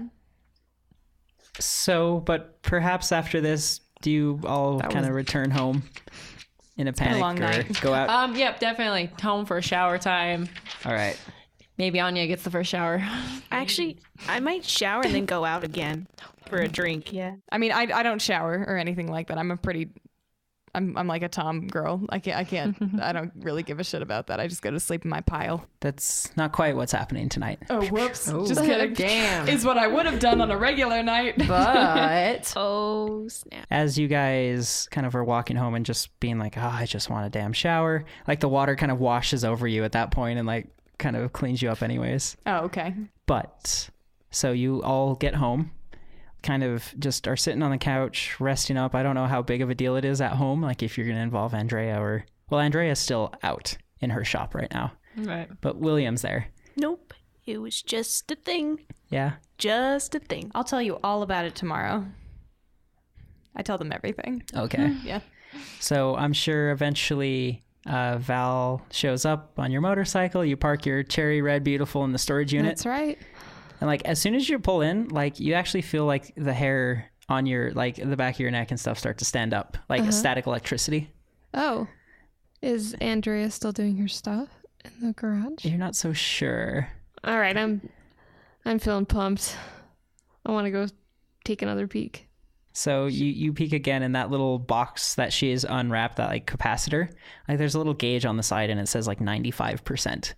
Whatever it's been doing, it's taken this long for it to do it. Okay. Is she over there? Yeah, she's working on some stuff. She's looking at a data pad on her desk. She's kind of hovering over it, kind of swishing her finger around and like doing, it looks like she's kind of doing some math on the side and things like that. Okay. I will go in and see if anybody else is up. Okay, so you just close the curtain gently and go back in. Yeah. You see your sister's kind of paranoid, probably showered at this point maybe, but they're kind of sitting on the couch watching Jeopardy or something. Yeah. Just wired. Everything's fine. Everything's fine. Dana's maybe reading something about like Glist and just like looking up and like refreshing like how it works and like what it does. Oh, okay. In her like freaking velvet pajamas. Velvet pajamas, like one of those silk like overrobes with like flower patterns all over it. Yeah. I'm just, Anya, what the fuck? As I look at your shoulder. Oh. What the fuck? Just a flesh wound. It'll heal. I need to patch that up. For once, you look worse than I do. Well, I was fighting actual things. Oh, not the patriarchy. And she just physical things. That's all she meant by it. Wasn't an insult. No, but or this anything. looks worse than usual. Yeah. Z found a thing. One of the things. Yeah. I found a big old thing. It's like a killed giant scorpion mongrel with a bunch of magic juice around it. What? That people get high off of. Yeah, it's Gliss. Gliss. Yeah, that stuff. It was really intense. I'm going to bed. They shouldn't be. It shouldn't have been this close. You've seen one before? Yeah. Usually down in perimeter, but That's concerning. not. I don't know. I've never heard of them being this far up here. How big was it? It's bigger than I Big was. enough to lift me off my feet. Jeez. Holy Not in a shit. romantic way either. Does Val's crew ever use Glist, do you think? Maybe a few of them, yeah. I don't, if that's what you're implying. You're all talking away, and then Andrea finally comes into the room. William? Girls, your mother and I have been working on something. You've been building something without me? You've helped, indirectly. What? And he kind of he points towards like a cane of his that you've helped build. Just like this, like, I don't know, it's like a modified golf club or something. It's a really sick cane, yeah. Oh, okay, a really sick cane. Okay. And he tries to get up, but he's just simply like too weak to get out of his chair. Can I help him? Yeah. Dana goes over to help too, just like him up and out, Aw. whatever he's trying to do. He's so supported by his daughters. Literally. He's so nice. Very literally, yeah. So you, like Andrea leads the way back into the shop and pulls aside that curtain, and now finally, Val, you get to see what the entire thing is. But it sort of looks like there is this frame that's built around 4 chairs. And the capacitor is sat to one side, and it's got some kind of dish on it, and there's like another like kind of satellite-looking dish on the other side. 4 chairs. Yeah. I'm not sitting in one of those. 4 people-sized chairs? Yes. Yes. For little dolls. Oh my god. Somehow that's worse. Wait, how big is this again? It's like people size? Like the frame? It goes around like 4 chairs worth of space. Oh, okay. There's another chair in the corner, and William kind of gestures to it and flops down in it. All right. Andrea, what is this? I'm sure this is a solution to some of your problems. As you know, William and I have wanted the best for you. And I've been working hard, and I think I finally have it figured out. Andrea, what is this? This is a way not to cure or get rid of, but a way to hide your XR-3 gene. I mean, everybody looks at Dana, right? Yeah. Pretty much. The little book she'd been carrying like just drops. Flap, and falls to the ground. Yeah. I hope you're okay with that. How? It uses a special type of radiation that will hide the genetic marker. You still have it and are still affected by it, but they won't be able to look for it anymore. And why do I give a shit about that? Because you'll be able to go wherever you want. They'll let me on eventually. I don't need to hide it. You'll all see. Everyone, I mean, she looks obviously doubtful, I guess. Guys, you don't understand. There are so many things that have gone unfixed, I bet, on the deck that we could totally. I mean, I'm kind of slowly just sitting down in one of the chairs, like, this is okay. I mean, we're not getting rid of it. We'll kind of be like vigilantes, you know? We can find a way to fight the patriarchy above ground, you know? Dana's like hyperventilating. Like, just standing up, just like trying just to stand up properly, just like, ooh, ooh, ooh. Like the tree. Visualize. It's like, But what about everyone else? You mean the other XR-3? Yeah. It took so long to build just this. We've built this to give you a future. If we use it too much, it'll catch up with us. I've made this for you 4 so you can live better lives. Would you come with us?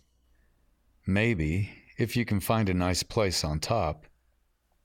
So is it permanent? They won't be able to tell permanently. Permanently. I see no downside to this whatsoever.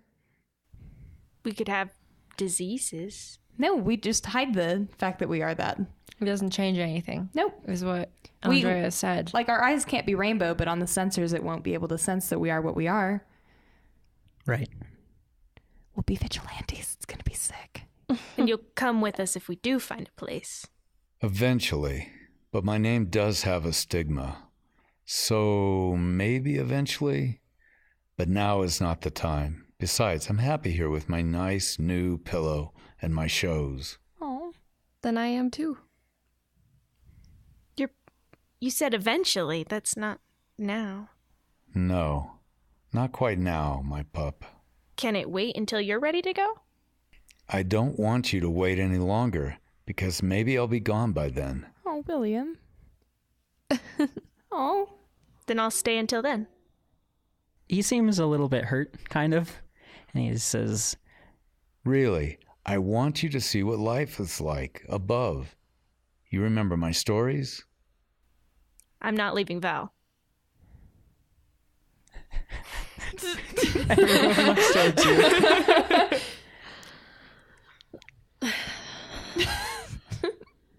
How could you even make this? It took a lot of experimenting over many years. Val, there's more than just garbage and groceries and cars that you have to keep fixing. What if you could actually build things that were as beautiful as that motorcycle you love so much? Or show it off to those misogynistic, like, assholes on the top and say, hey, I built this out of garbage, you jerks. You could have done that. I just don't believe that it's necessary. What if we change it so it's not? Right now it is, because they're fucked, but we can change it. We just have to be there to change it. That's how the system works. So we get inside the system and we change it. Or we break it down if we have to. So you're just willing to leave everything here behind? Without a second thought. Well, I know you are. Anya? Is there even a life for you up there? It's hard to tell, right? I know it's scary to take a leap of faith, but there's nothing stopping you from coming back down once you go up. But I do want you to experience what it's like to live up there. To feel free, to have agency. This is all that I have. Is this all you'll ever be?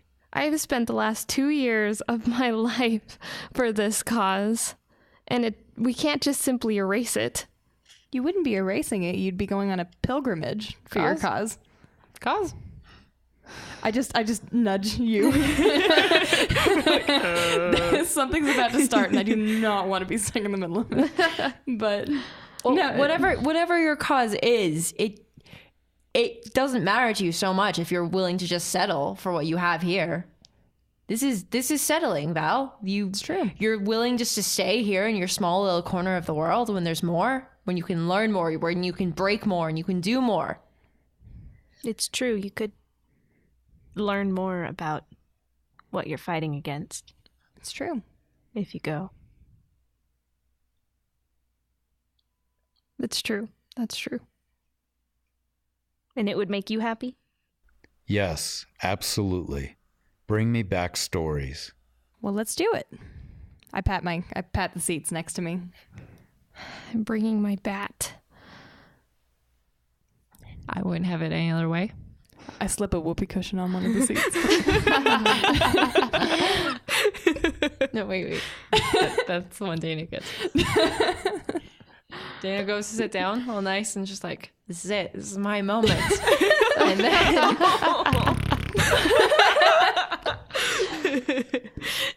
4 out of 5. Yeah.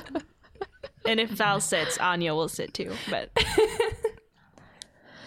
Val sits. I sit. Okay. Sure, this for each of you will be a very different moment, right? And kind of exciting in its own ways.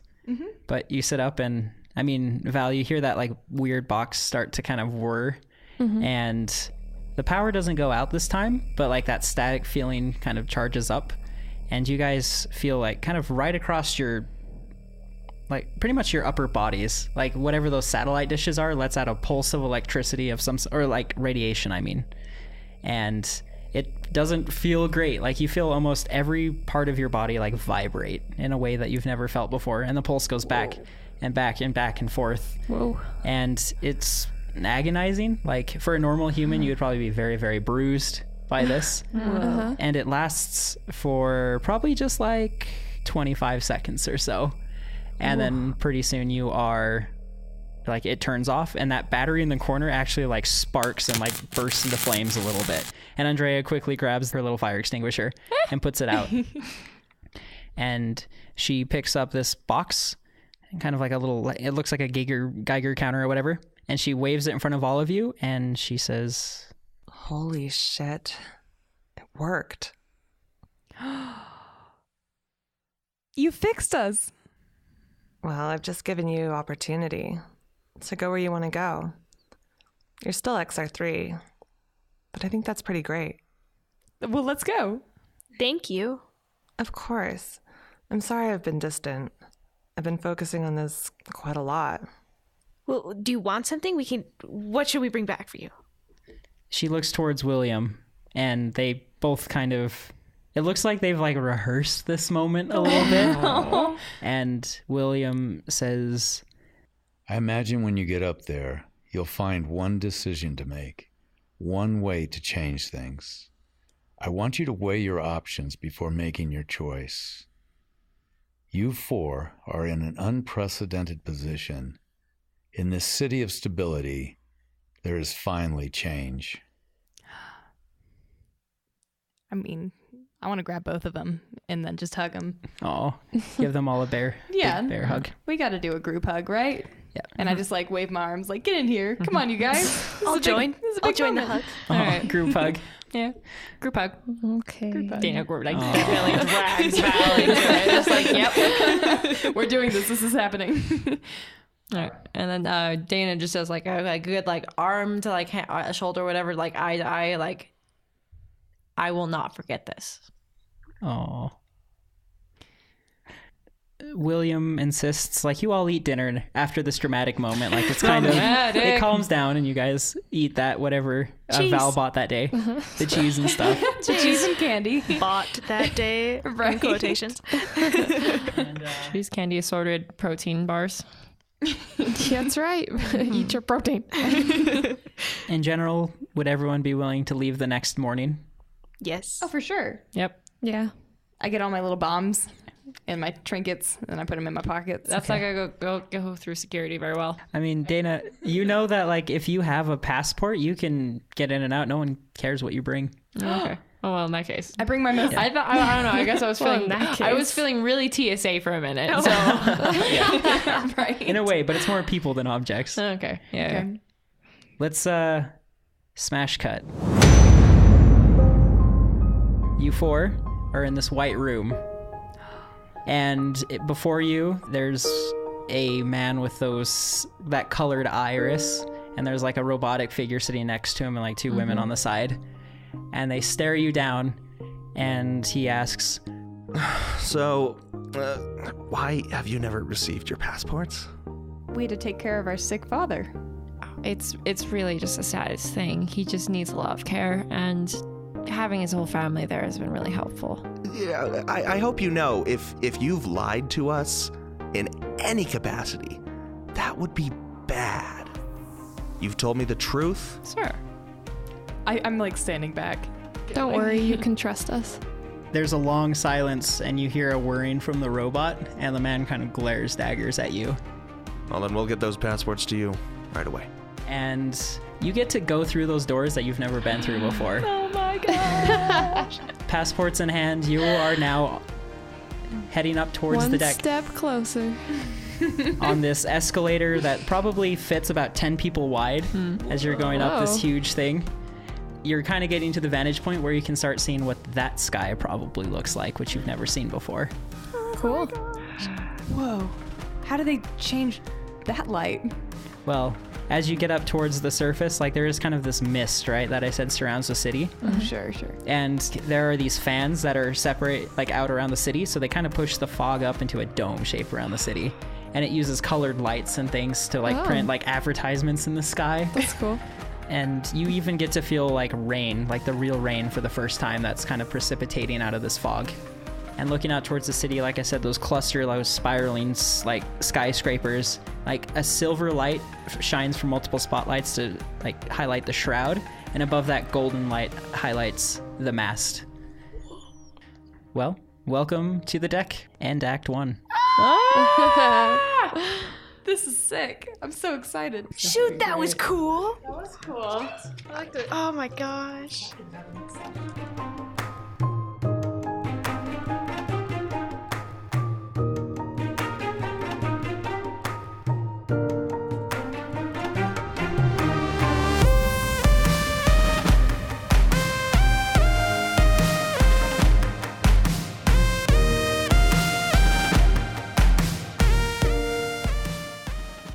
Special thanks to our actors. Cindy Yearly as Public Representative, Ryan Short as Bad Newsman, Jennifer Shumway as Miss Bobby Ross, MacKenzie Skye as Kayla Andrews, Paul Larsen as William Douglas, Josephine Agricola as Andrea Douglas, and Ryan Short as Passport Interrogator. A very extra special thanks to StoneOcean for allowing us to use their music. And finally, my deepest appreciation to these wonderful players. Kyrie, Laurel, Sarah, and Zoe. It's really been a pleasure. Stay tuned for Act 2, releasing June 16th. Have a great weekend.